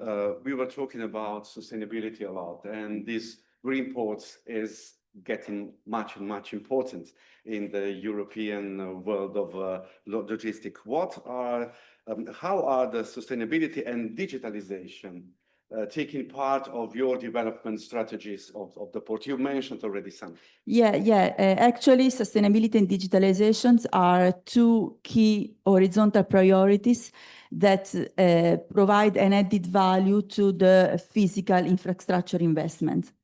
And we are facing these topics either with Recovery and Resilience Fund, Italian Recovery and Resilience Fund, and also with the IPA Hadron program, IPADRON program, where we are actually a lead partner in water bridging and partner in AIMPRESS and CIRASIM projects.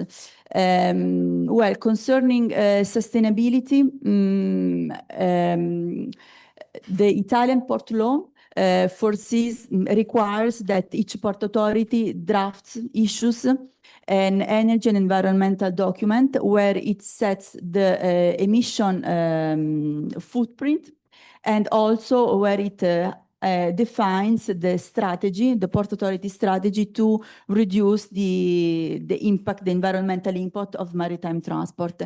According to the main data of this document, the most efficient way to address our environmental footprint is through cold ironing, and actually we are investing in this sense in order to reduce emissions of the ferries at the quays, and this will improve the quality of the air, not only of the port but also of the urban of the cities, which is right behind the port, because Ancona is an urban port, a city port, so we have to care a lot of attention to the impacts that this operative activity have on the city. And moreover, with the Italian Recovery and Resilience Funds, we are also investing on electric vehicles and LED lighting for public lighting. Concerning digitalization, it is another key enabler of the efficiency of the port. But it is also a very complex field because it requires the cooperation of multiple stakeholders, of all port community stakeholders, from the custom offices, the harbor market, the harbor master, the private operators, and the port authority. So we have been working in the last, 10 years or more on the interoperability of our port community system with other systems, for example, with the custom office system, in order to ensure that the maritime operations are as smooth as possible, where the production of paper or where the production of data is limited, is kept to a minimum in order to increase the efficiency of operations, especially towards the private sector. Maybe just a sub-question. Yeah. Electrification of the port. Yeah. You mentioned something. We heard about the necessity to put the connectors so the ships can connect while being in the port to that electricity. And since you mentioned you are a city port, it's absolutely important that the rumors are not so loud. So are you working on that as well? Yeah, actually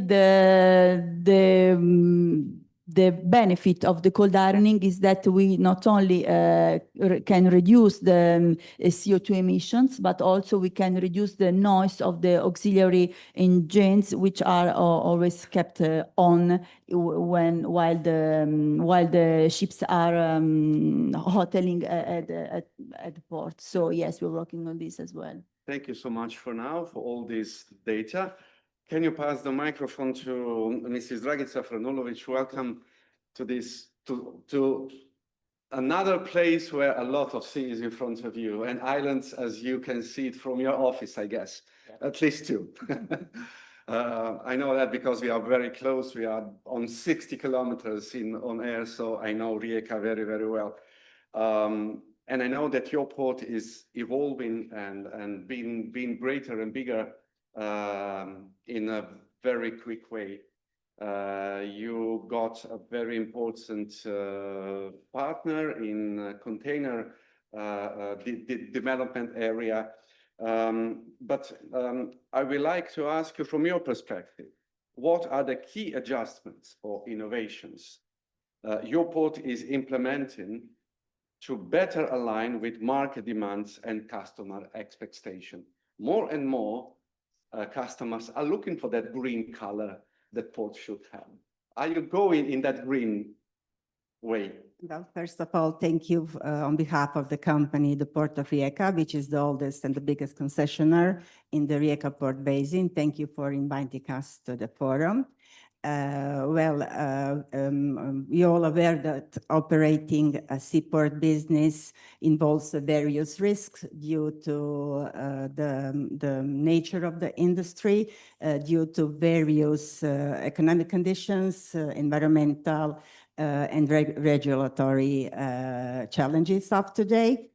As the oldest concessionaire in the Rijeka Port Basin, in partnership with the Port Authority of Rijeka, we have completed the very huge investment project in our infrastructure. We did great efforts in the revitalization of the port infrastructure in order to improve the multimodal connectivity and in order to increase the environment aspect, as well as to have possibility to offer the higher quality and safer our port services.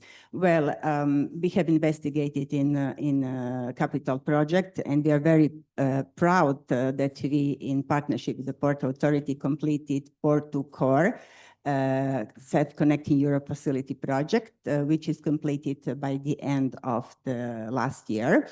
And the scope of the project was the improve of the complete operational and storage area in the Rijeka Port Basin, reconstruction of the rail tracks, crane lines completely, and all accompanying utilities. And we strongly believe that by the completion of this project, we will have the better connection. We have the better connection with the hinterland, with our gravitational market area, and we will be able to produce a higher quality of our port services. But also there is big project going on, and almost, I think it's finished or near to be finished, the dual railway connection between port and Hungary. Is that right? We did the reconstruction in a rail connection with our port, with the hinterland, and indirectly to the European network corridors, yes. Sure.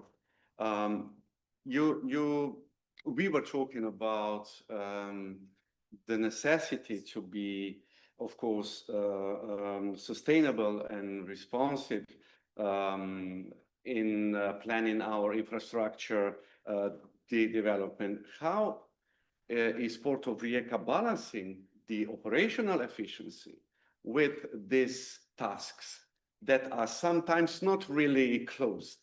Well, sustainability is a long-term goal of the Port of Rijeka, and as a company, Port of Rijeka, we could say that it is integrated in all our processes and activities. Also, one of our goal is to decrease our impact on climate and environment by reducing the energy consumption. And also all our terminals are equipped with more energy sufficient LED lamps, as colleagues from Ancona already. We are also investing in more efficient equipment, electrical. And going in that direction, also the company Port of Rijeka is now investigated in renewable energy resources in our inland terminal called Skrljevo. It is less than 10 kilometers from the port area. So in this way, as the part of the decarbonization, and also This investment will help us to reduce the operational costs to be energy independent as well as. You are self-sufficient with funds to that, or you are operating with EU project, with governmental projects? This in inland, this project in inland terminal Škrljevo is the investment of the company Port of Rijeka. But yes, we had also the capital project Connection Euro facilities in both in our terminal for the bulk cargo in Bakar and the terminal for the general cargo in Rijeka, which were both completed, co-financed by the EU funds. Thank you so much for now. And I will pass the word now to Mr. Dario Barbaric. I will start with a question that I didn't send you, okay? But don't be afraid. There are new. We heard that there are new fuels coming on the market of maritime, especially we are talking about biomethanol, and some people are scared of this news because of possibility of fire, because it's not yet as secure as let's say diesel or other known fuels. What do you think about that? First of all, thank you for calling me on this forum. My name is Dario Barbaric. I'm coming from Dubrovnik Port Authority. My opinion is, that modern technology, greener technology should replace the fossil fuels in the future. It is going in line with the EU agenda. EU agenda stipulated for 2013. Yes, that the greenhouse gas emission should be reduced about 55% comparing to the measures level 1990s, and also to increase the proportion of renewable energy in overall EU consumption energy by 2013 by 27%, as well as to reduce general consumption of energy according to the projected energy use in EU. So by 2050, European Union is planning to be zero neutral to accomplish all these targets. Yes, definitely, we will all have to invest in some kind of renewable energy. As you said, biomethanol, ammonia, and other means, greener technologies, renewable energies that will take place in a maritime transport. From a point of view of the cruise port as Dubrovnik, we are thinking about, and we are already started project preparation for the cold ironing, so-called shore-to-ship electric supply system that we are planning to install in the years to come in our port in order to become an environmental friendly port, greener port. There are certain procedures that we and contacts that we established with the state electric supply company, because we are planning to actually for the first stage they provide us with 20 megawatts of electric power up to the port boundaries in order that we can proceed with the project. Dubrovnik is where I'm coming from is predominantly it is a passenger port. There are no transshipment operations, so passenger mobility is our main occupation. But both of these activities in the ports has significant impact on the environment. And in order to increase our sustainability as a passenger port, as a touristic destination, we have to follow the transport policies, more effective and greener transport policies that EU has declared. In order to achieve that, we have to follow methodologies that will help us to detect environmental impact that our activities, port activities, leaves on the environment, and to find a way to reduce the carbon footprint that such activities leave to our destination. And that will be sustainability that we are looking forward in order that in the future years to come, we can proceed with the development of the cruise industry as in order to leave to next generations to come. You already answered to the first question I have written to you. Tricky question. That's fine. That's fine. I would like to go to the second question, which you mentioned that you are dominantly passenger port with, I think, almost 200,000 passengers per month in July, or 150 to 180 in July or August. A lot of passengers during peak months.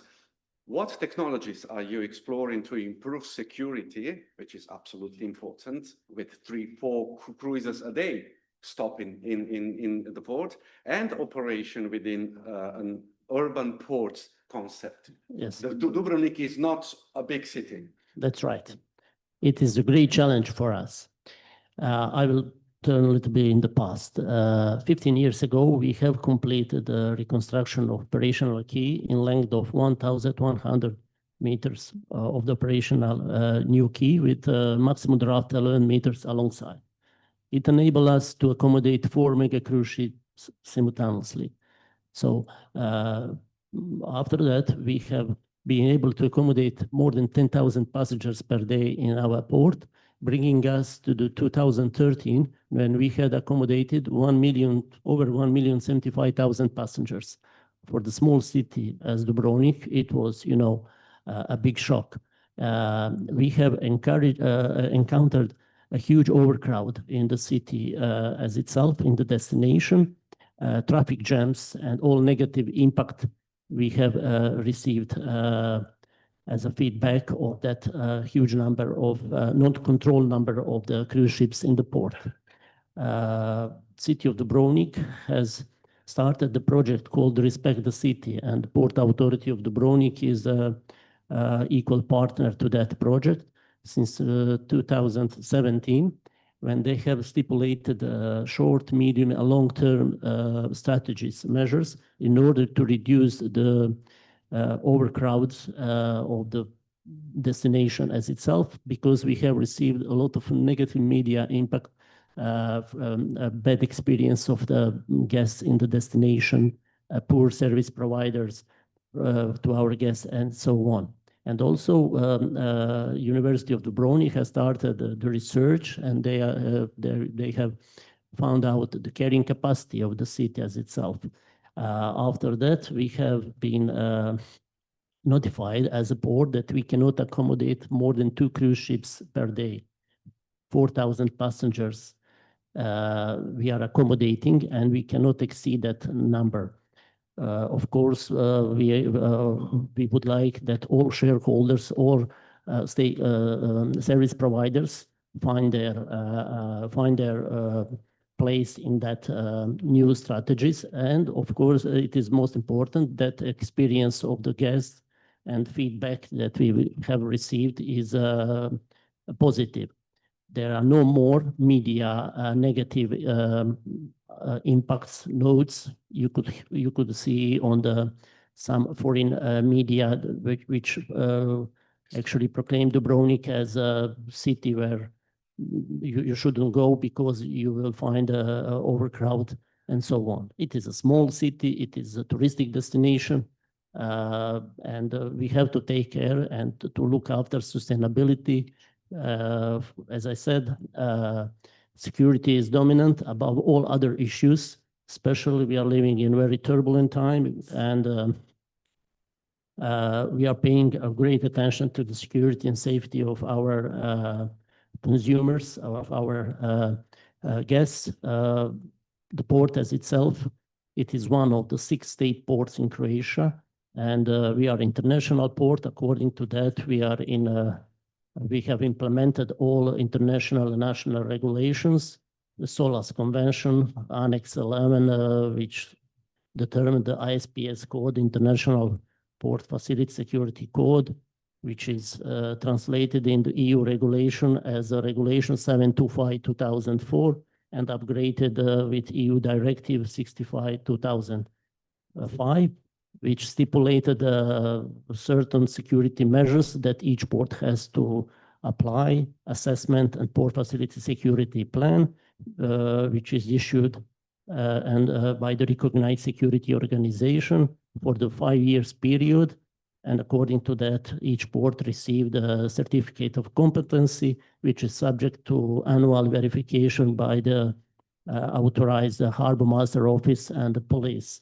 They stipulate measures. Security and safety, as I said, is dominant above all, and we are taking very great precautions that our guests in our port find a safe environment. It is also very important for the business, for the trade, for the stakeholders. So service providers, first of all, must have safe and secure environment, and that is our obligation. Thank you so much, and wish you a lot of luck in that. You will need that. Let's pass to the president of the Katakolo port. Welcome, sir. Welcome, Mr. Konstantinos. I hope you heard some important informations from your colleagues. And my question is, since the Dubrovnik is a touristic port, as your port is a touristic port dealing with cruise ships, how are you balancing growth in this sector with local infrastructure and environmental concerns?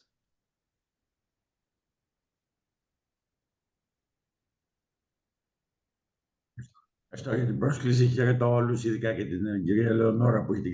very much for the invitation. I would like to profusely thank everyone who was kind enough to invite me.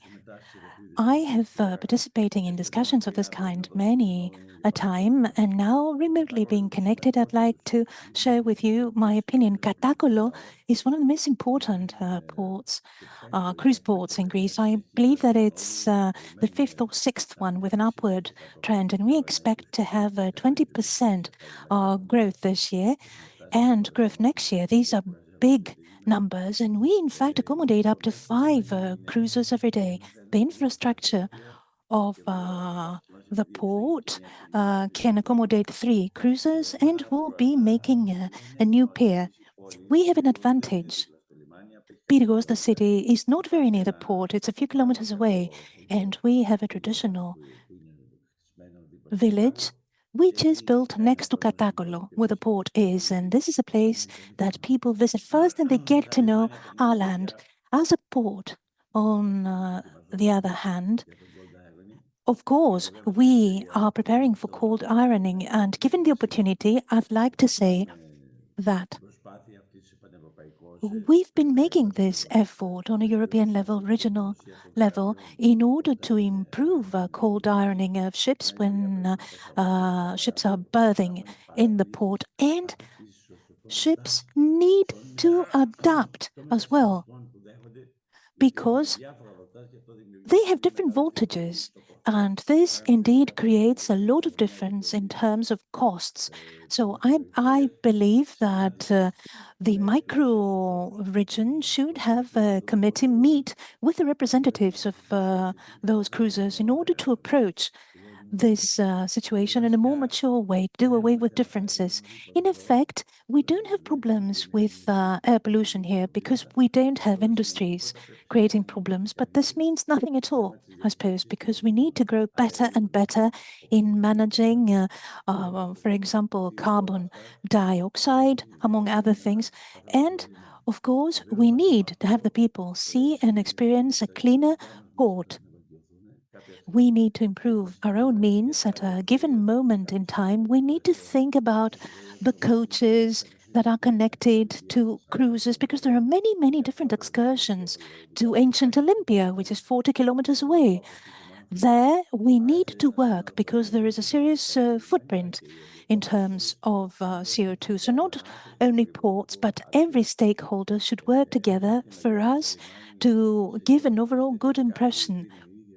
We provide electricity for yachts and other vessels in order to reduce risks, because you should know that sometimes these engines can lead to sea pollution. This is important. We need to safeguard every parameter necessary in the best of ways to make sure that we have zero pollution, period. Not only air pollution, but also water pollution. Katakolo is a friendly destination. In what sense? Not only do we have facilitations from the Port Authority, but it's easy for people to stay there.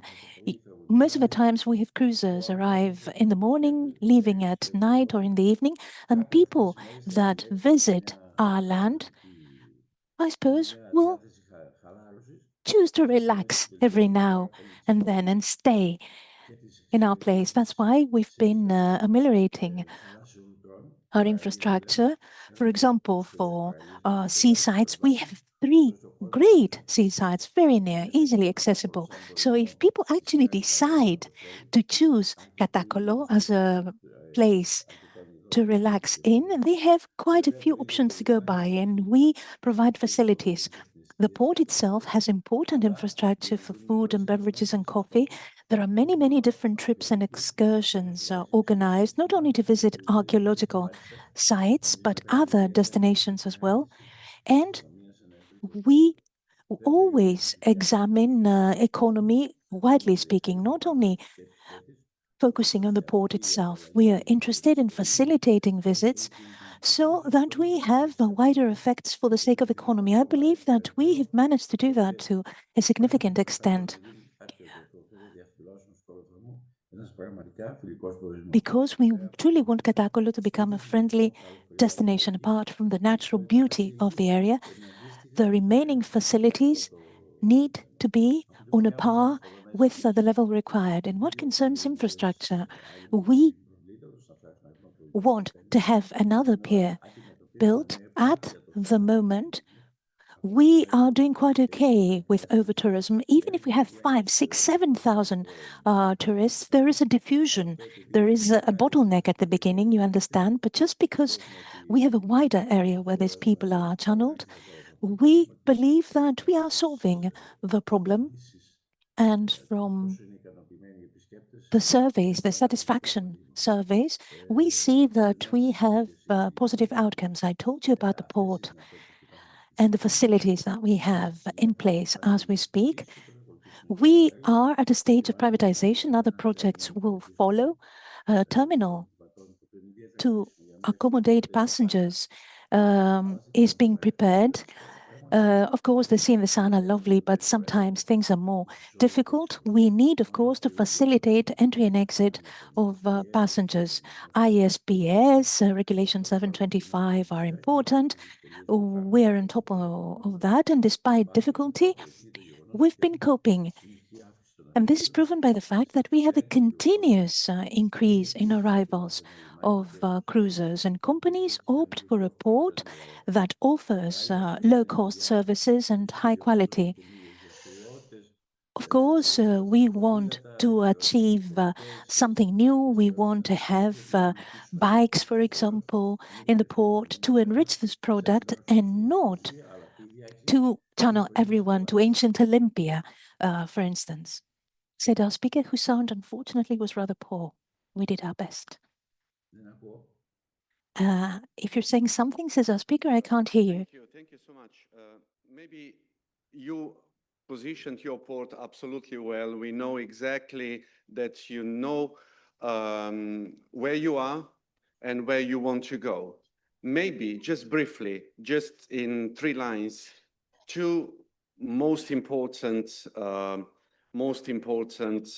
investments that you see in next 5 years for your port to improve. Well, first of all, I said that we are making progress with the projects that have to do with accommodation of people, terminals, for example, and a museum that we are building in the port.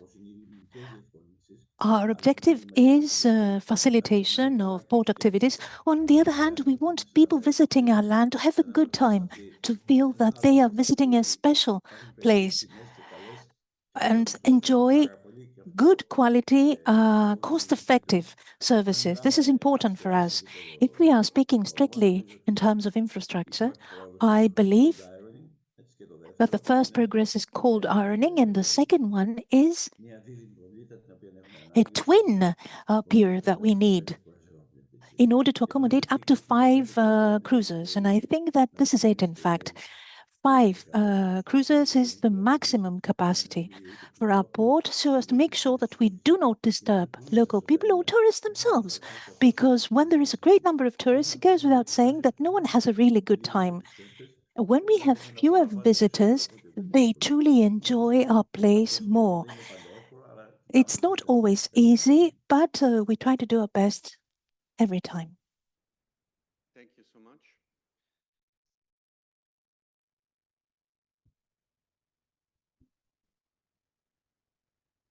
I think we heard that almost every port in our region is investing, is thinking about the future, is going to be green, and even the most of the green, very deep green port in the next future. But of course, a lot of funds will be needed for that, and it's not an easy task. You write it on the paper and things happen. No, you have to invest a lot. You have to find the funds, and you have to have a lot of business to be able to repay that funds. So Elena Montironi, Dragica Franulovic, Dario Barbaric, Nikoloutsos Konstantinos, thank you very much for participation and sharing your knowledge with us. Thank you.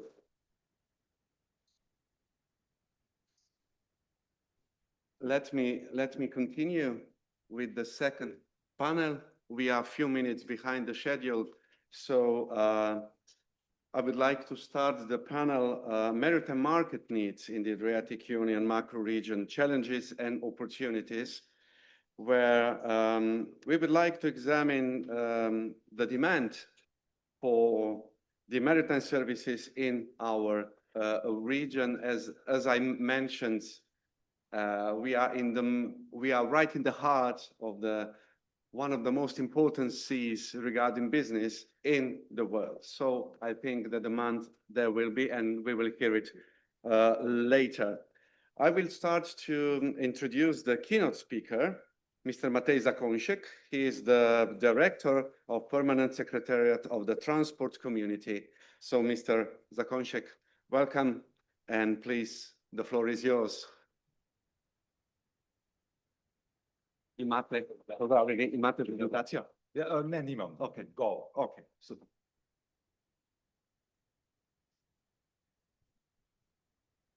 Thank you very much, Yatas. Hello. I think that I'm in a very ungrateful position.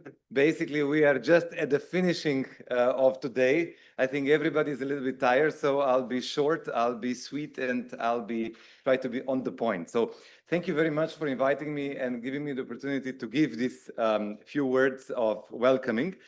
And of course, where is the better place to talk about the maritime, to talk about what's happening on our seas, what's happening on our port, than, of course, here in Crete.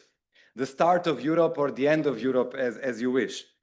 The region, which is, of course, also named today's conference, the entire strategy after 2 seas, the Adriatic and the Ionian. So, and of course, the sea was always a place that was actually not dividing the countries, but was always uniting countries. Sea was traditionally actually the fastest way of travel for centuries before we, of course, got the aviation. It was much easier to go from Heraklion to, Alexandria, or from Dubrovnik to Venice, if you went with the sea, than if you actually went with the land. And that is basically the symbol of our sea and the symbol of our ports. And that is, of course, also the reason why we are focusing so much on how to make sure that our transport infrastructure, specifically our ports, are modern and are connecting our countries, are connecting our economies, and that are serving, of course, the entire Europe. For that to happen in a much better way and, enhancing that, thank you very much. Thank you. It's a water, huh? Okay. So for that to happen even more, what we need in our ports, both in the Western Balkans, but also, of course, the entire European Union, we need two things to happen. We need to invest in infrastructure on one hand, and on the other hand, we need to invest in having the same standards. This is something that needs to happen, really two sides of the same coin: infrastructure investments and the reforms. A lot of times when we talk about transport, we talk about infrastructure. We talk about planes, trains, we talk about rails, we talk about investments in ports, but we forget that what needs to go hand in hand is also the reforms, is the standards. Because only when we have the projects which are supported by the reforms, these projects are sustainable. And only when we have reforms which are supported by the projects, it makes the reforms meaning. So what do we need in our ports both in the Western Balkans, in this region?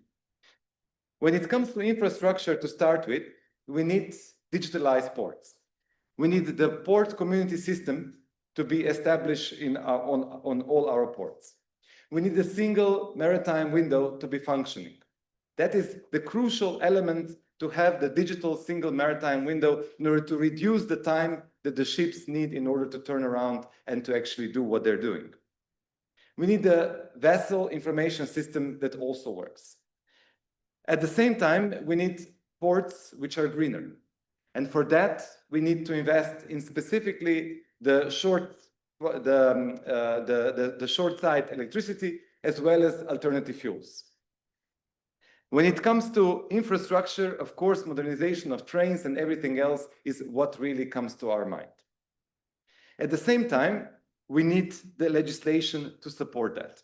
And for that, specifically the EU legislation when it comes to the environmental standards, IMO when it comes to the international standards in shipping, and of course, also all the other elements which makes our ports both environmentally sound as well as sustainable.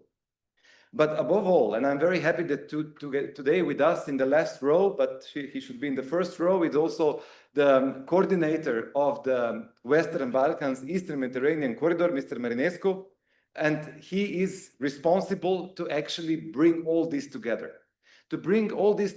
in one network, because the only way we can have a modern ports which function in the best possible way is if these ports are connected to our rail, if this rail is modern, that connects to our roads, which connects to our multimodal units, if it connects to our rivers, being Danube, being Sava, that's the only way how we can actually make the network effect that we want to see in transport.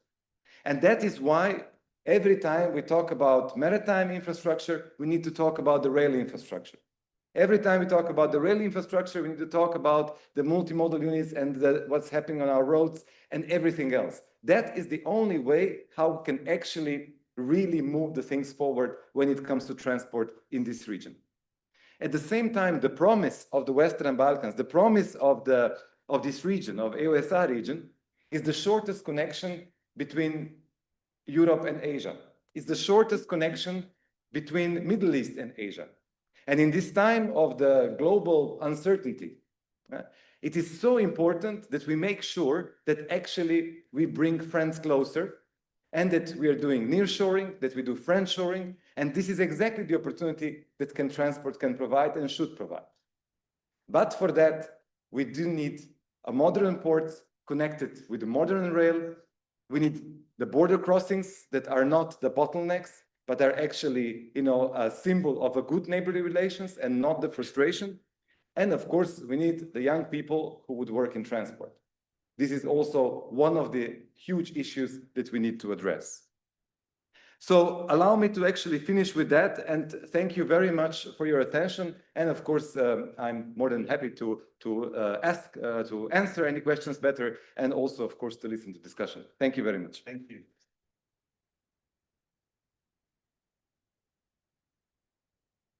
Okay, that was sound and loud. So let's continue with my dear panelists that some will join me on stage, some will not.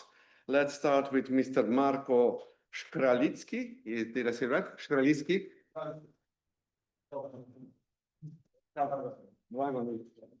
He's General Manager of Dragon Maritime Adria from Rijeka. Welcome. Michael. Oh, no. I'm counting you. You're not yeah, I think that someone else will join us. That's Napoleon Tsatsani, is the Vice President of Chamber of Commerce of Thesprotia. Is he with us? He's not? Okay, he might be having a smoke, yeah. And from remote, who is with us, Stefano Visintin, the President of Association of Freight Forwarders of Friuli Venezia Giulia and Confetra FVG from Italy. Are you with us? Yes, good afternoon. Good afternoon from Trieste. Good afternoon from Trieste, my neighboring city. The next one who is joining us from remote is Neboj Shajevtic, Senior Advisor for Transport, Head of Center of Vocational Training in Transport at Chamber of Commerce and Industry of Serbia. Are you with us? Yes, hello. Hello, everyone. Good afternoon from gray and rainy Belgrade. Hello, how are you doing? Hope you're doing okay. Yes, thank you. And the last but not the least, of course, we are very happy that you are with us. Lucia Di Bisceglie, the President of Chamber of Commerce and Industry, Crafts and Agriculture of Bari, the beautiful Bari. Hello, how are you doing? Hello, good afternoon, and thank you for the invitation. We are very happy that you accepted and you are with us today. So let's go quick and short and deep, okay? I will call you Marco, okay? Great, deal. Okay, Marco, given your extensive experience in maritime logistics and your role in Association of Shipbrokers and Agents in Croatia, how do you see, where you see the points of stronger regional integration, which is absolutely needed among the ports of our region, to more flexible and more resilient supply chain? Yes, thank you. First of all, and I'm really glad to be here and to try to get closer from inside of the real sector, because I'm coming from the real sector as a general manager of a logistic company, but also as a president of Croatian Association of Shipbrokers and Agents, who is also a member of FONASBA, the World Association of Shipbrokers and Agents. So we are always there and we share the same goal. Yes, absolutely. It is important cooperation, like in every aspect of the life in the world. Cooperation and communication. Communication is the hardest and the easiest way of both parties. But yes, I will elaborate why is that. So here, especially in the North Adriatic, we are 3 ports in European Union,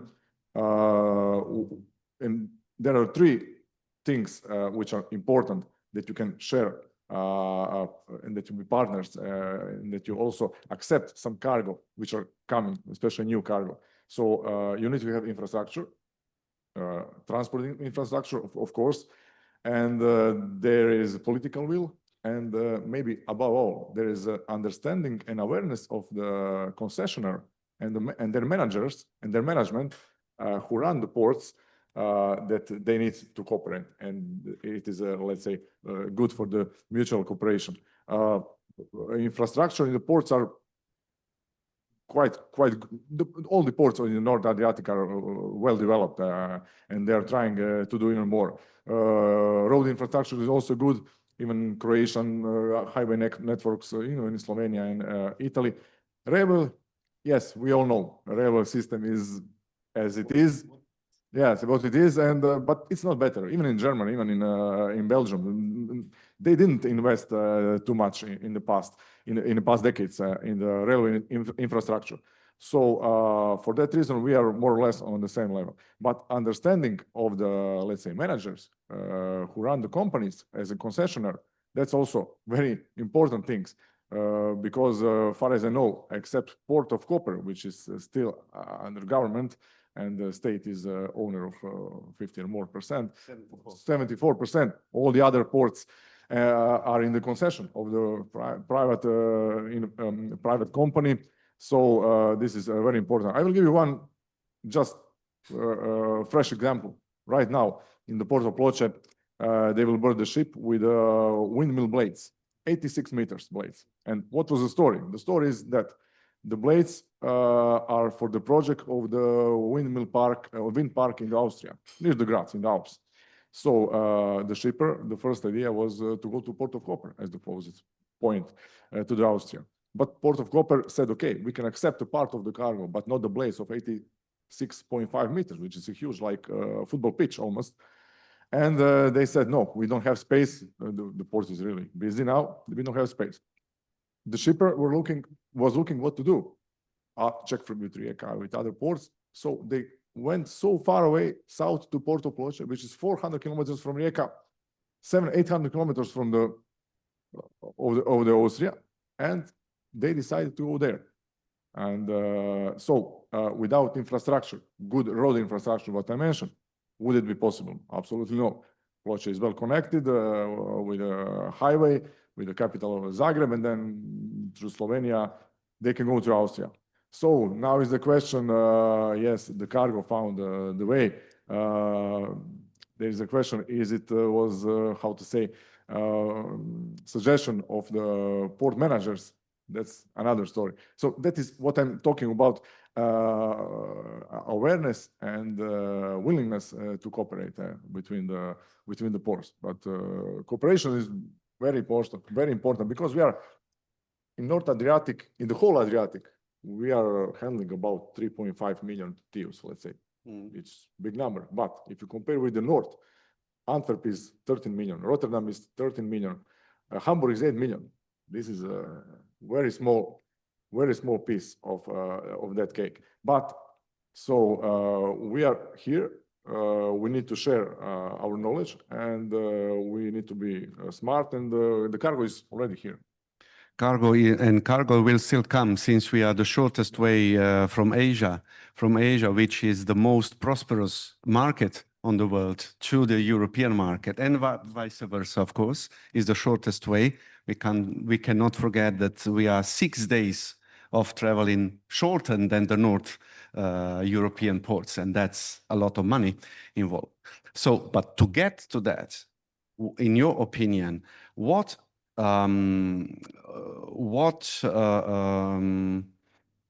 infrastructural service improvements?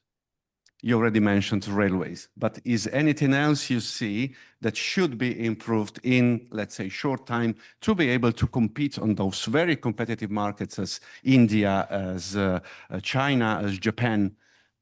Yes, absolutely. Infrastructure. We said we will not repeat, but in which direction the ports can develop is definitely high added values. So if you can offer some new warehouses, cold storage, simplified custom procedures, especially in the European Union, we can handle now very simple custom procedure for the European Union countries as main destinations. So that is also very important. Also, the ports will need to specialize and to have some forte. Like we all know that Koper beside containers, which are, yes, absolutely very important. The port of Koper is the busiest and very developed car terminal. They are handling 800,000 cars per year, even more. 900,000 a year, 900,000. So it is illusion if you go in Rijeka to develop some car terminals. Of course, you can do something because there is now massive attack from Chinese vehicles, and it is unstoppable. We cannot stop this. But if you found, like I said now, this is one example. Port of Ploče will handle 86 meter long blade. I don't know if any ports until now dealt with such blades. So they will prove that they can do this. So Ploče can be specialized for such oversized cargoes. So your opinion, the specialization is not bad, but even can improve the whole Adriatic area? Absolutely. Containerization, yes, it is unavoidable. Everybody likes containers, and this is the means of the transport now and will be in the future, but specialization of the services, that's also very important, how the ports can develop. Sure. We all have to have all, and not everybody has to have all, right? Absolutely right. Good. Okay, let's continue with Stefano Visintin. Are you with us? Yes, you are. I can Yes, see. I am. Yes, I am. I can see you. I can see you. Even though I heard that there was bad weather in that area, you are still there. In this moment, it is sunny shine, so I I think that we are in a better position than yesterday. But anyway, this first of all, Robert, thank you for the invitation. My heart is with you in Crete, but unfortunately, as you see, the rest of the body, unfortunately, is in Trieste. Okay. Let me start with the first question. From your experience in freight forwarding and port governance, what are the main challenges that small and medium-sized enterprises face in accessing intermodal and rail connections to ports, and how might the role of the multimodal transport operators need to evolve to bridge that gap? Well, first of all, you have to have the rail connection in the port. It has already been mentioned. It is something we have to face here in Italy, for instance. Not all the ports have a rail connection. We are all ports inside the city area, so well, we are lucky because the catchment area of the port of Trieste, as well as the port of Koper, is quite far from the port. So from the real beginning, we have had to have a railway connection. In the mid-19th century, the port has been built like the last railway station on the line connecting Vienna and connecting Bohemia. So therefore, we can say that the railway has always been an asset in the DNA of the port of Trieste.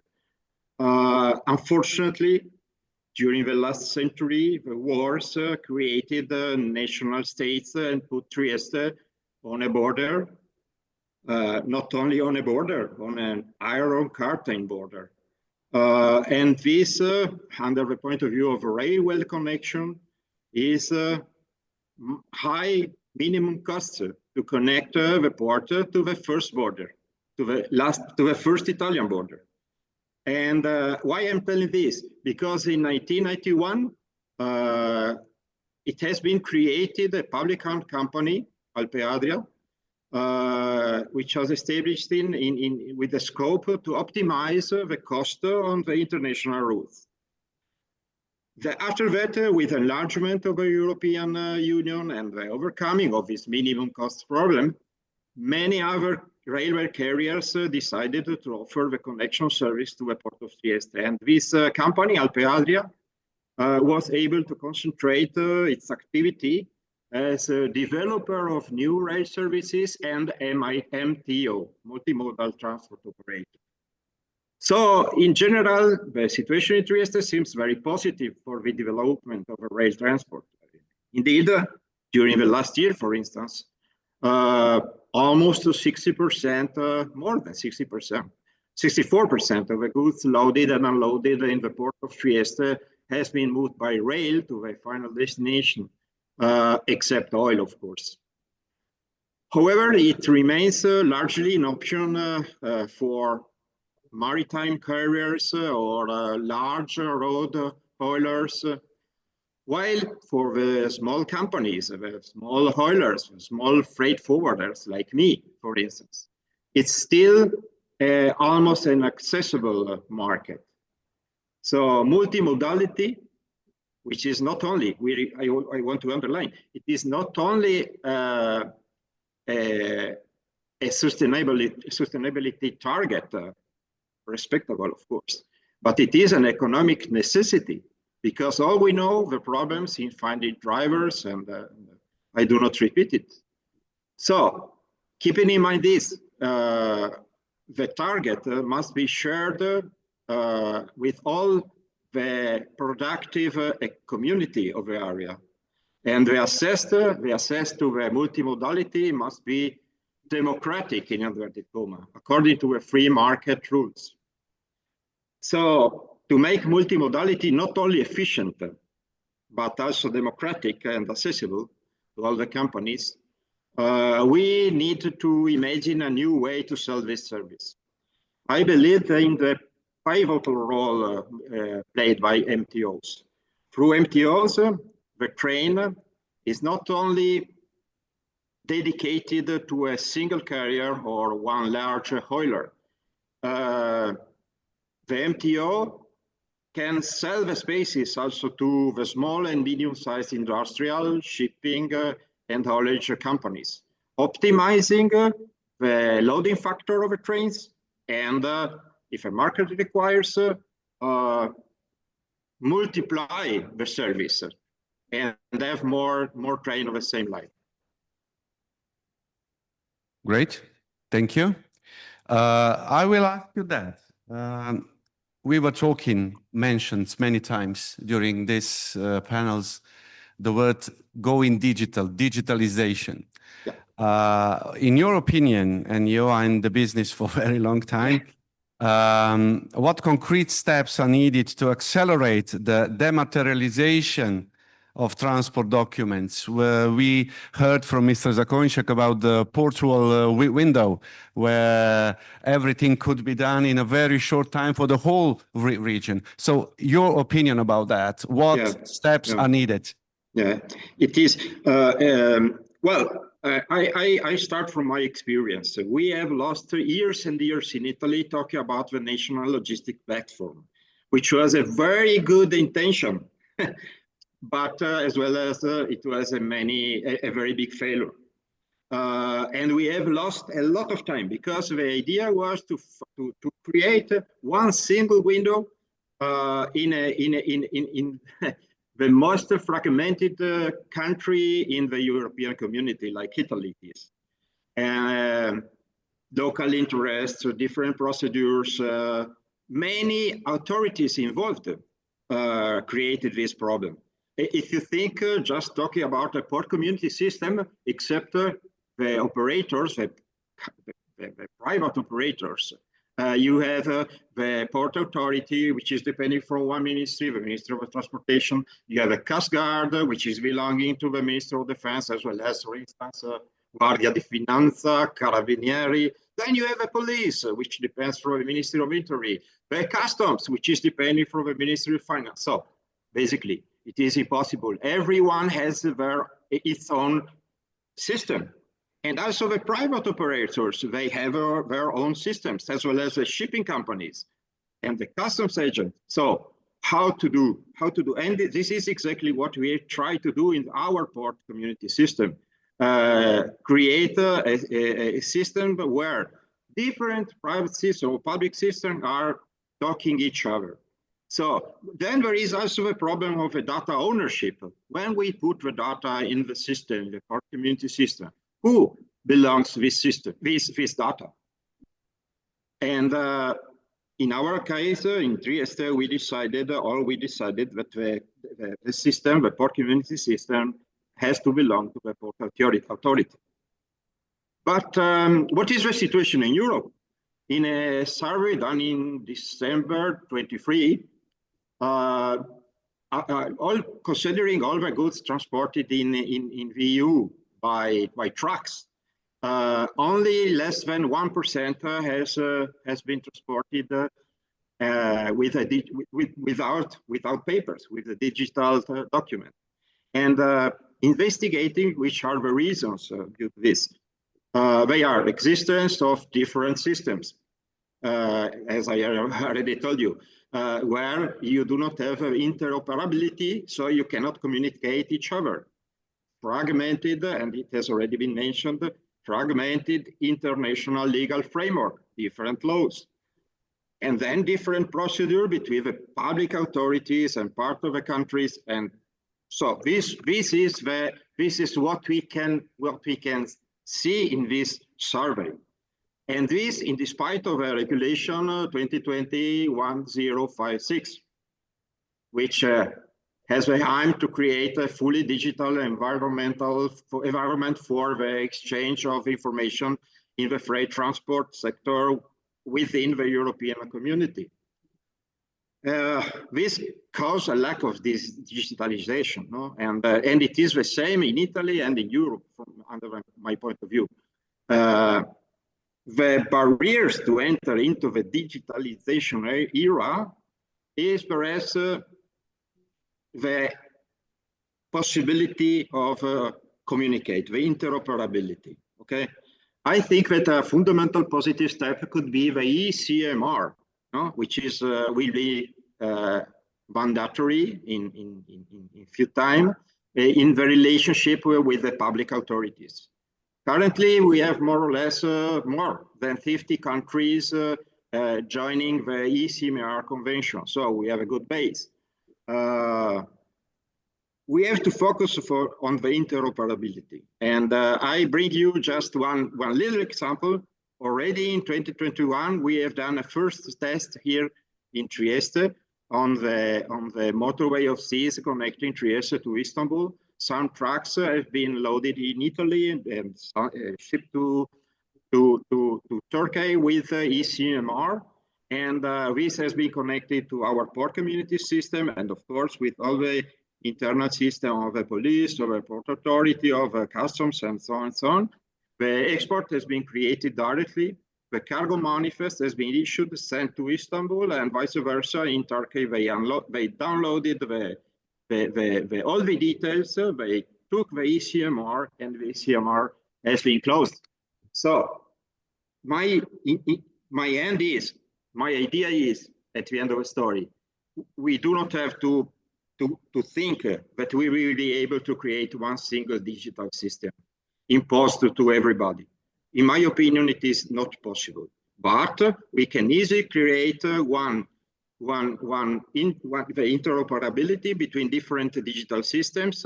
And for instance, one passepartout for that is really the ECMR and the EFTA in general. So I think that we have to go ahead of this way. Thank you so much, Mr. Visentin. Thank you so much for now. I will pass to Mr. Jeftic. Jeftic, we are listening about all the issues in the sector, but also skills are an issue. Absolutely. I think that there are skills that are currently missing in the intermodal transport sector, or in transport in general. How can training programs help those gaps? You're an expert on this field, so you can help us with that. Well, let's say I'm trying to be an expert in this field, but I will share just my experience in this area. First of all, thank you very much for inviting me, and unfortunately, my apologies because I couldn't travel this year, these days to join you and to be with you in Crete.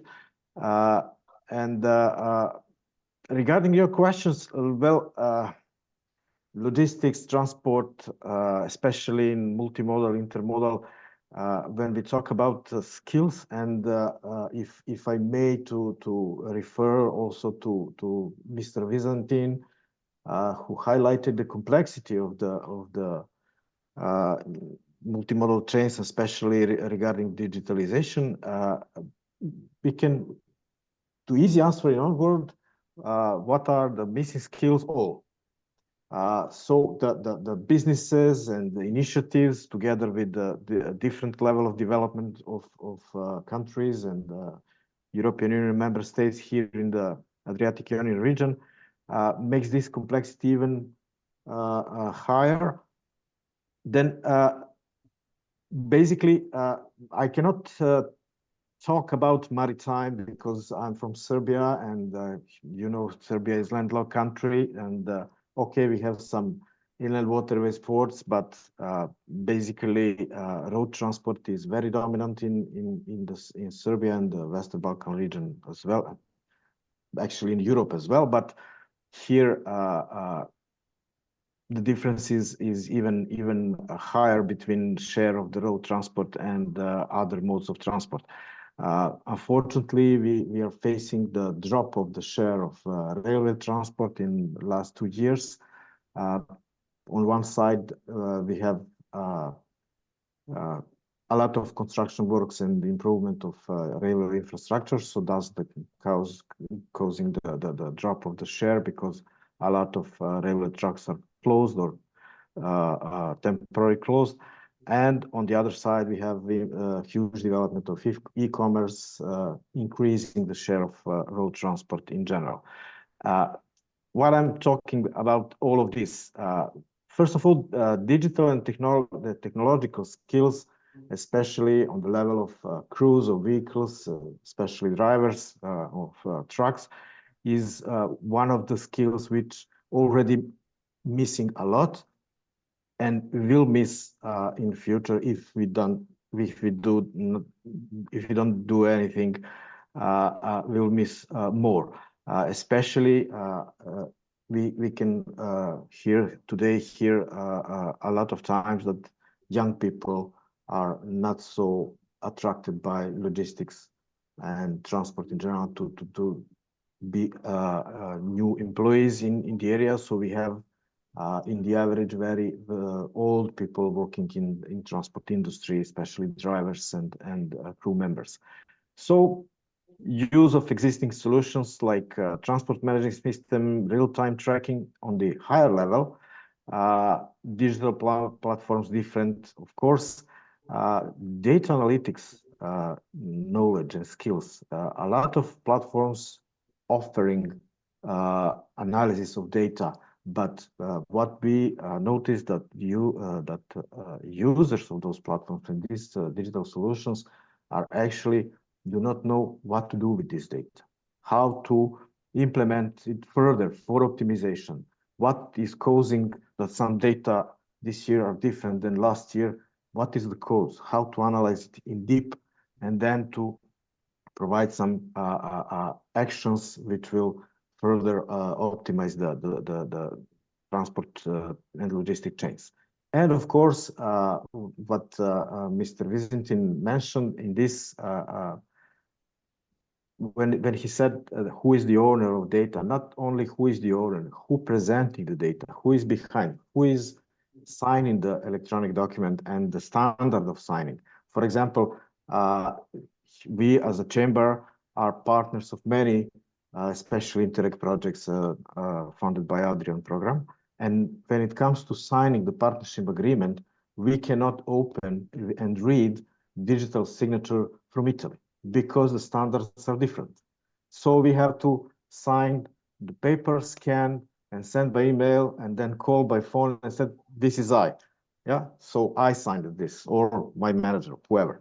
So cybersecurity is a huge, could be a huge problem, and in general security of the data.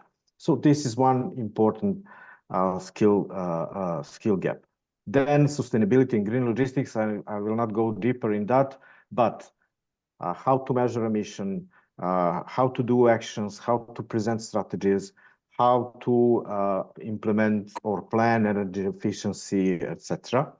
Then concrete intermodal logistics and planning on the level of government, on the level of strategic planning. Also, we are facing, I will not say low level, but sometimes missing knowledge about the new strategies, even for the region here in Western Balkans, knowledge about European Union strategies, about regulations recently imposed, etc. I can guarantee that only few people in Serbia can understand what is the FT directive, for example, even ITS directive, which is already old directive. Then when we come to the operational level, for example, drivers, we all know that we have from 2003 European directive regulating the CPC driver regulation, professional competence of drivers.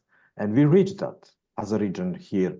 I'm not talking about European member states, but I'm talking about Serbia, Montenegro, Bosnia, Albania, North Macedonia, that national regulations are harmonized when we talk about driver CPC, but still the drivers from here are not treated in the European Union in the same way.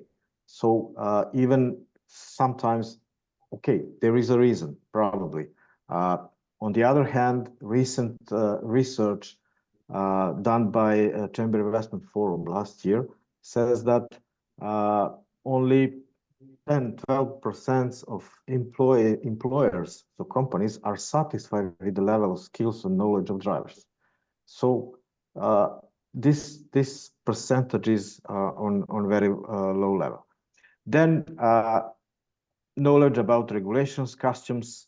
You already gave an examples, but imagine that one driver from Serbia coming from Turkey and driving to, I don't know, Austria. How many different borders, different countries have to pass, and in each of them, they have to comply with other different regulations. So customs rules are a bit different, or in practice, documents, permits, I don't know, contracts, everything is a bit different in each of the countries, and one driver, except that he has to know how to drive and take care about the goods, he needs to know everything about those regulations on his way. And then tomorrow, when he finished this route, somebody sent him to Spain or another part of the Europe where another rules are in place. And of course, what this research show us that soft skills, especially for drivers, language barriers. So a small number of drivers are capable to communicate in foreign language, especially, let's say, a minimum knowledge of English language to be able to communicate with authorities, or when he comes to the port or loading, unloading point, there is an issue with communication because of the language barriers. So that's maybe the reason why the drivers are from this region treated in a bit different way comparing the European Union. And to close this, missing skills, especially for drivers, still we have basic skills. So driving practices, cargo specifics, ability to use traffic regulations, applications, etc. Knowledge of routes and road safety procedures, and then rules and regulations, especially taxation rules, and mentioned language barriers and communication skills. This is something that we identified from this research, and this is our experience. Then what to do? We have two ways. Let's say we have formal education and we have vocational training, or in-house or on-job training, whatever you call it.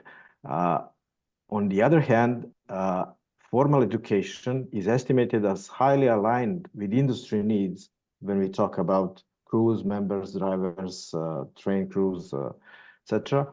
Only in 3.5% of cases. So formal education is highly aligned with needs of the industry only in 3.5%. On the other side, estimated as most effective is on-job training. So practice, practice, practice. So there is an answer. Okay, formal education, we can send highly aligned with industry needs, small percent. Okay, we can say more and less aligned is much better percent, but still modernization of the formal education is one way, and implementation of on-job training for each specific company, for each specific working place or job should be improved and let's say implemented. But on the other side, there is a problem of small and medium companies who are lacking the resources to invest in education and trainings, and also what is the huge problem, the time. Company and their employees, they don't have a time to spend on on-job training or any kind of training. They have time only what is obligatory. So each driver has a CPC because it's obligatory. He has to present his CPC card or certificate. Everything else, which is not obliged, it depends on the employer and personal view of the employees, but only industry leaders, so big companies, huge hauliers or logistic companies, they have introduced the systems of trainings, regular improvement of knowledge, innovation, etc. But small and medium companies are here in big problem. So that's it for now. Thank you, Mr. Jeftic. Thank you very much. We just ran out of time, and I would like to introduce Lucia De Bisceglie as well. I'm happy that you are with us today. We are from a landlocked country going to a place which has nothing to do with landlocking. You have beautiful view from our office on the seaside. Is that right? Yeah, it's right. Okay. Thank you for invitation. I'm so glad to be with you, but only if in a remote modality. But during this day, it's San Nicolaus Days, and for Bari people, it's a very, very important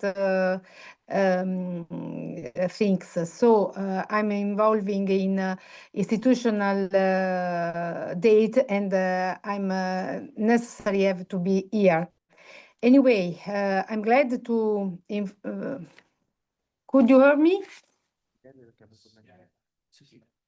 Okay. Ok. Sì, è tutto, va tutto bene, va tutto bene. Okay. I would like to thank IC Forum and also Greek presidency for the invitation, for the opportunity to give my contribute from the south of Italy. But I would like to speak in Italian language so I can be more precise to answering your questions. That's fine. I think you can speak in Italian. There is a translation provided. So Perfect. let me ask you, Mrs. De Bisceglie, what specific requests are emerging from your economy, from Southern Italian businesses regarding the maritime connections, especially with, let's say, with Greece or Balkan countries, which from Bari are just, 2-3 hours of navigation away? Sì, guardi, allora oh no, I'm sorry. Oops. Sì, mi sente? Si vede e si sente, sì, tutto bene. Allora, Yes, we see you. It's perfectly fine. Well, for the time being, geopolitically speaking, the Mediterranean finds itself at an entirely different phase compared to how things were 2 years ago. The requests we receive from businesses regard, of course, the businesses that the previous speakers talked about, the ones that contact us directly. But what they ask for within a framework, for example, there are some countries like Albania. It's the 21st Italian region is opposite.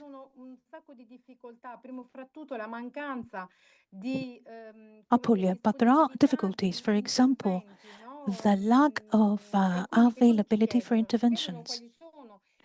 What do they ask from us? They want to know about the countries and the products. They ask us to tell us what are the countries that could truly become available markets within the framework of great difficulty, the countries that can function as bridges, bridging the gaps between us and very remote countries. They ask us also to enhance infrastructure, but this infrastructure needs to be flexible. There are infrastructures in the south of Italy. Of course, we need to increase the number of these infrastructures and facilities. However, if they are not used in the best of ways, if there are no big enterprises that can actually mobilize people or incentivize them, then things are difficult. For instance, the port infrastructure of Bari.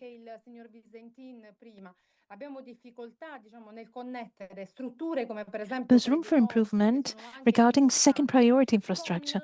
We find it difficult to connect ports that are very important to road transports and railway transports.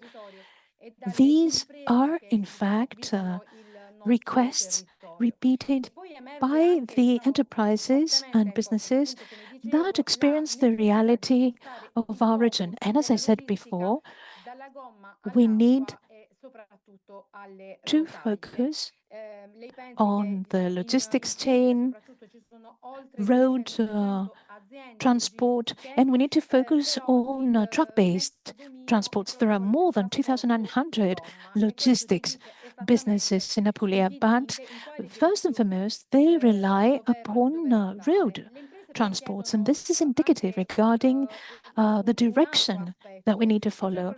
Businesses also ask us for something different. They ask us to strengthen dialogue between the business to institution sectors, that is with Albania. As I was saying before, Albania is a country of reference because of proximity, and since we're talking about the Balkans. And a few weeks ago, 20 businesses of Chamber of Commerce met with Albanian businesses because there are facilities that work in Albania and they needed our services, and especially what concerned know-how, so that they could facilitate the transport of the goods by sea and, of course, truck-based transport. So we met with representatives from the businesses that ask us to kick off these processes, and of course with the countries that I mentioned before, Balkan countries, Greece, and so on and so forth. Countries of the Mediterranean basin, which today for us, and for the reasons that I mentioned before, constitute basic interlocutors, perhaps more so than in the past, because reaching the Far East, for instance, is something different. People have been re-evaluating the nearest European markets, Mediterranean markets. Some of their colleagues talked about it. Even though there are difficulties, there is an increase in sea transports. In your capacity as the head of the Bari Chamber of Commerce. I'm sorry, I'm not speaking in English. Let me speak in English. But when I hear Italian, that I start to speak Italian. That doesn't matter. You are acting as a president of the Chamber of Commerce of Puglia, of Bari. I would like you to answer in a short time, because we are really running out. How can Chamber of Commerce contribute to bridge the gap between the demand and the logistics supply in Adriatic port? Let's say in your example there. Yeah. Ok, allora io credo che il monitoraggio e l'analisi siano un dovere delle Camere di Commercio, perché conoscere la situazione e renderla, come dire, fruibile. I believe that knowing how things are and doing our best to be as useful as possible for businesses, we need to have an overall view. I believe that chambers of commerce, in such an important junction for growth, a junction that is fraught with change, need to realize that their role is fundamental indeed, and they need to showcase the questions that businesses ask, and we need to make them known to politicians in order to respond to the needs of businesses. We can't have an institutional role just merely being representatives. We need to be more closely involved. We need to better understand what difficulties are on the level of infrastructure and to enter into dialogue with politicians so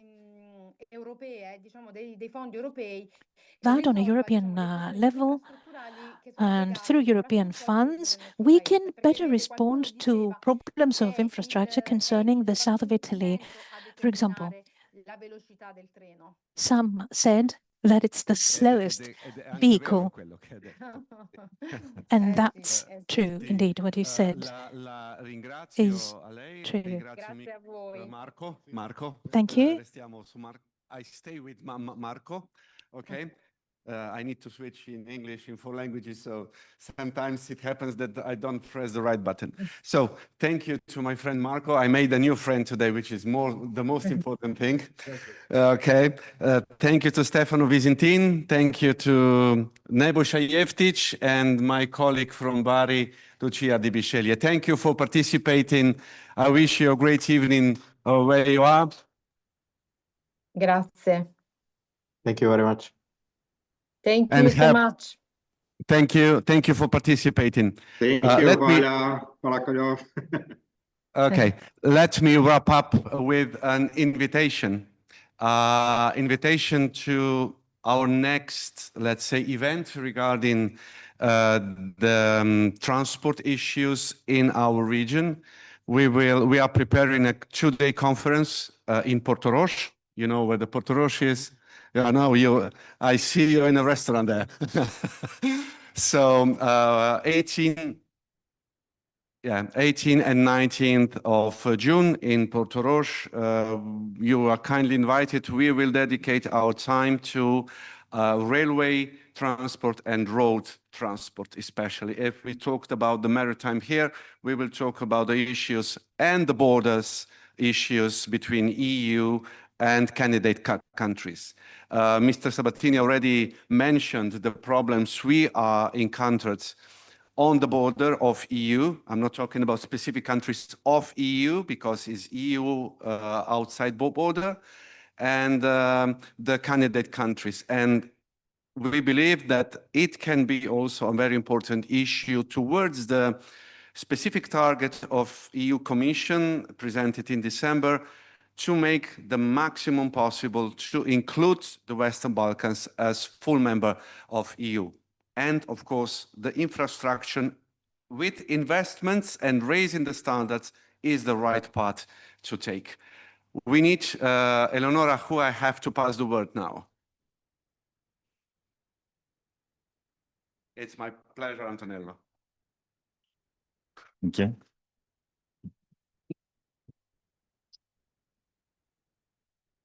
Allora, io parlo con questo, ok.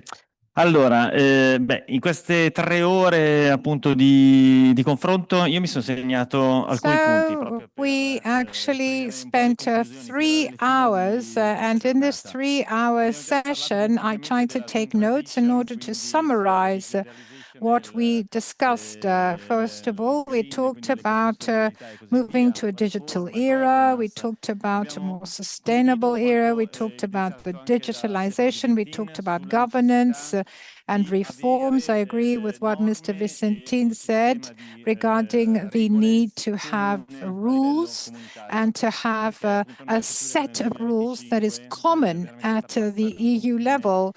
It's not possible in the year 2025 when one has to cross the border to have to be subject to different rules and rules that one should always be aware of.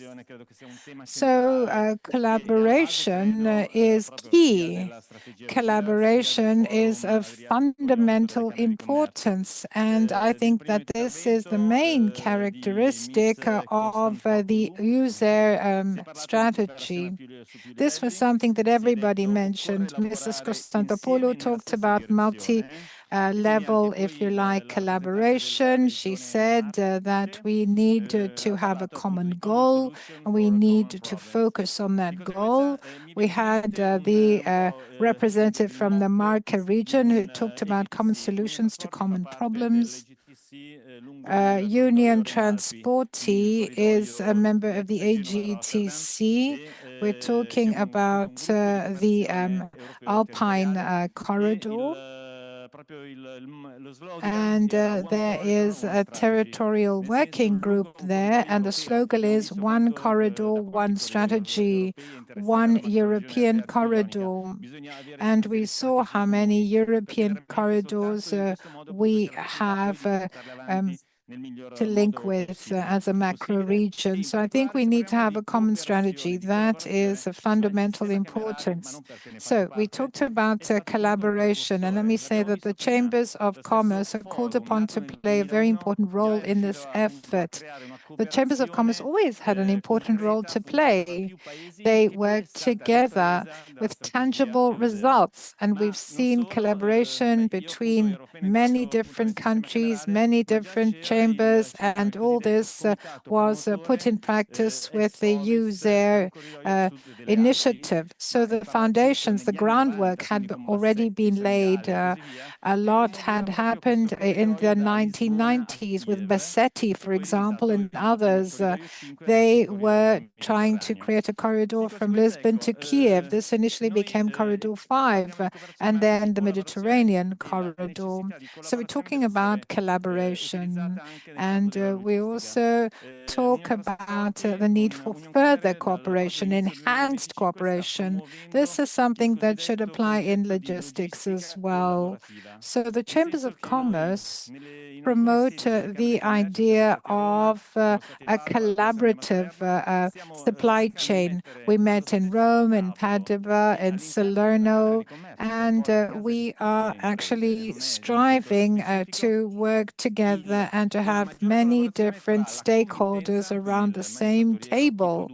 So we try to foster cooperation amongst providers and the logistics because we don't believe that dialogue is sufficient. We see that there isn't enough dialogue, which has led to many problems.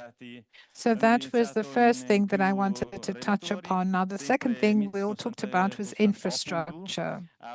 Mrs. Konstantopoulou talked about the fact that without infrastructure, nothing can be done. So infrastructure is a necessary condition. It's a prerequisite for the economic development of our region. Mr. Mattei talked about the need to invest in infrastructure and to invest in reforms. He also talked about modernization of ports and upgrade of ports in our macro region. But he also referred to connectivity. And we're talking about connecting to a modern, if you like, railway network and promoting multimodal transport. So we have some ports that are the front runners in this effort. And the AI region is at a strategic, geostrategic position. But this is not enough. We need to have the necessary infrastructure. Without the necessary infrastructure, we will stay isolated. and not connected. And initiative undertaken by our forum,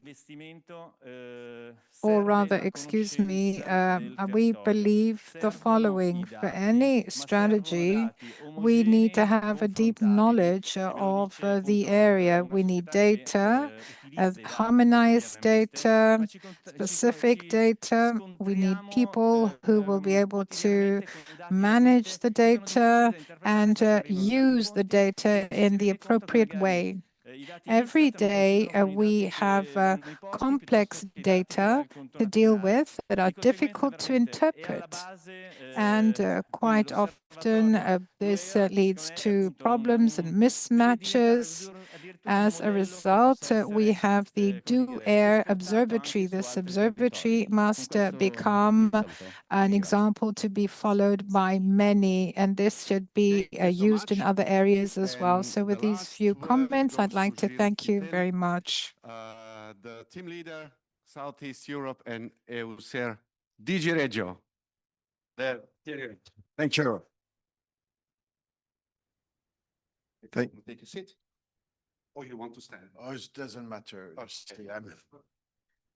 No, first, thank you for the invitation. Very glad to be with you. I could not listen to the first intervention, you see, so I will not react to it, but I will react to the second. I might be, I would not say provocative, but at least since, you see, you did not give me the floor to ask you one or two things regarding, you see, the second panel. And then I will also emphasize on the role that you are playing, which is for us, the Commission, extremely important. The first thing, which is more an observation, I assume the panelists are already gone, is to ask you, because you presented a number of challenges that you're facing in terms of the ports, also in terms of trucks. And although I'm not speaking for DG Move, we have a Director General dealing with transport issues, but directly because, you know, our role also in the Commission is to challenge in a way the solutions that you are discussing. Whether, you see, you don't think that self-driving truck, for instance, is not, you see, a solution. Self-driving truck is not anymore a science fiction. In the US, they have just opened the first long-haul commercial route between Dallas and Houston. This has been tested for more than 3 years, for more than 3 million kilometers, serving more than 1,000 clients, meaning that this technology is almost mature. And when you go to the US, I don't know, to the West Coast, you can also that you have self-driving cars. So it's just to say that in that, the first remark, and for all the formalities, the question is more about the artificial intelligence. The artificial intelligence can actually let's say, use different databases. The linguistic problem is not anymore an issue for the artificial intelligence. And therefore, although probably in Europe, things are not yet there, the question is whether we should not also work together, you see, on those issues. So to say that we praise very much in this room, let's say, and your approach to be very, let's say, solution-oriented. You see that we are more the policymakers. We are trying to identify let's say, long-term goals. But when we are talking about much more practical solutions, indeed, you mentioned digitalization. You know that in the Commission, we have also what we call Joint Research Center. So it's a center with scientific working on modern, and therefore to also mobilize all this intelligence that we have to prepare actually the coming decade or even 20 years, because we have the impression the world is changing very fast. You see, that's also something that we observe. And we have the impression that the region, actually, even the transport issue in the region will change just because of the technology, even in the ports, in terms of connection between the two sides of the Adriatic Sea, very quickly, actually. So it's just to say, in that respect, we also welcome the idea that you mentioned issues among you, but also to reflect together, you see, on those challenges, knowing also that Italy has really an expertise on many of those things. And therefore, and that's what we are trying to do already in other areas, to use the expertise that you have in Italy and Greece, where you have really very strong innovators to, in a way, lead, you see, this innovation, and we call those initiatives the innovation valleys. So we try to, in a way, to connect the countries through, you see, some, let's say, new technologies. And it's just to see a reflection, you see, before. I don't know. Who is with us? No, so it's just to say, you see, that was more a reflection. Obviously, we don't have time now, but it's just to say that's also our role, in a way, to challenge you. We understand this is probably still a bit early. You see, these technologies probably in Europe, we have to adapt certain rules also for the self-driving trucks and so on. But it's not to underestimate that this is coming, you see, and it will be very difficult for us to ignore changes that are also happening in Asia. When you look at China, you see you are in Shanghai, you see it's really, you believe you are already in the 22nd century. So it's really something that we have to keep in mind when we are considering the geopolitical situation we are, and when we have Draghi or Letta calling for a more competitive Europe. It's also a bit about that. So in that respect, don't misunderstand me. I think your discussion was extremely valuable, and clearly the revised action plan is much more, in a way, practical, much more solution-oriented than the previous text, which was quite vague on the achievement that we wanted to realize together. So in that respect, I really praise your work, and I think, and that's what we say also before, we think your place should be bigger in the strategy. We need actually more input from the civil society, in a way, more common sense solutions. We are also saying the Commission simplification. You know, this is a leitmotif on our side, but this simplification can come from you because you are the practitioners, you are confronted to those problems on a daily basis. And then you can actually really share, I would say, real solution, let's say. Otherwise, if policymakers are left alone, it's very difficult to design a system which is totally effective. So that's the first message, is to say, you see, first, a reflection on the context, because we think the context is changing very quickly, very fast. And that's also true because we're talking a lot about youth, young people. Our kids, I assume you witness that around you. At least I have some kids. I see that they're already using artificial intelligence when they're preparing their own work. So meaning that this is something that is not avoidable. You see, we think they will work with it. You see, it's not, you cannot believe that the world is changing. And therefore, is to say also those discussions in a way will condition their life, because they will actually live in that world. You see, the world that we try to imagine now. So again, in that respect, I praise very much this discussion we had together, and we would welcome other discussion in the future. You see, again, you know better than me, for sure, the real situation. You see what you face on a daily basis. But nonetheless, you see, to reflect and maybe to bring also expertise from our side, because we have actually, and also from other countries. Obviously, our focus is the Adriatic-Ionian region, but nonetheless, we have also resources in Europe that we can use. The other thing that I would like to mention is actually the form of the Adriatic-Ionian Chamber is now mentioned in the last declaration. So this is really a recognition. This is very important because that means that you have a real place which is clearly identified. It is also, you are mentioned as well, this is maybe a scoop for you, in the revised action plan. So you will see, because the text should be published today. You see, I have not checked, but normally it has been published today. If you go to the annex, there is an annex with all the important stakeholders of the strategy, and you are one of them. So it's to say we recognize your work, and we hope that we can develop this cooperation.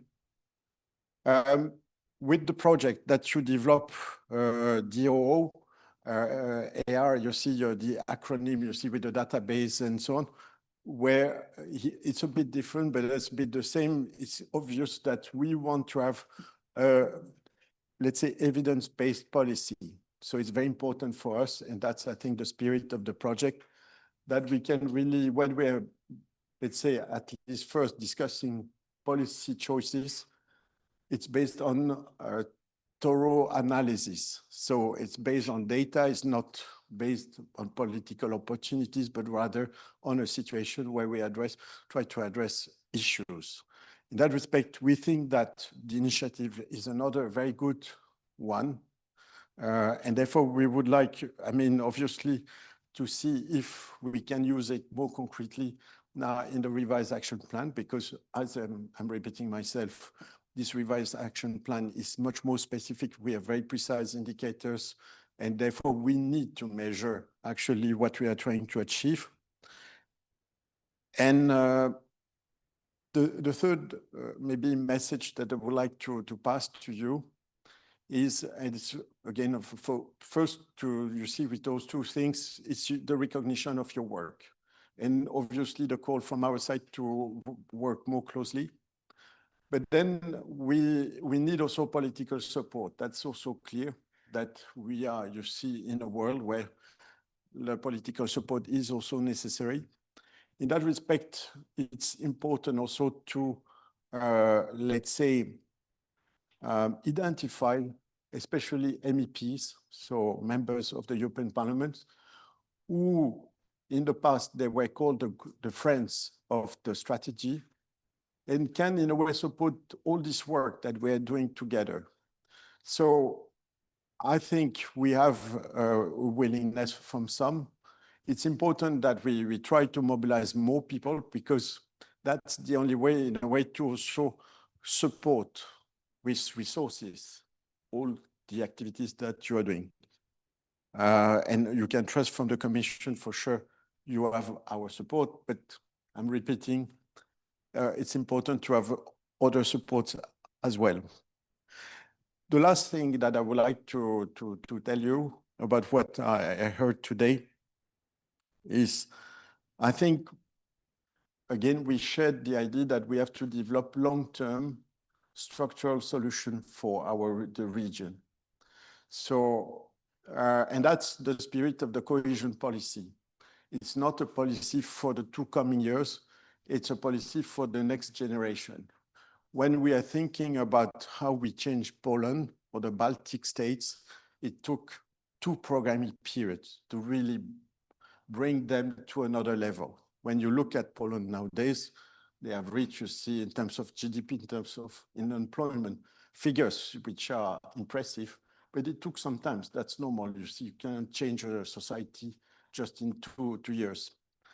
And my impression is that with what you are doing, that's a bit also your approach, is to try to identify solutions which will really address structural problems that we are facing. So again, I would like to thank you for your invitation, to repeat that we are obviously available to cooperate with you, to support you, and I hope we will meet again. So thank you.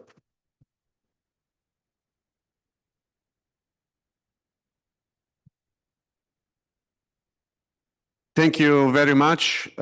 This is the conclusion of the panel organized by Adriatic-Ionian Forum Chamber of Commerce. Thank you to participate. Enjoy the evening.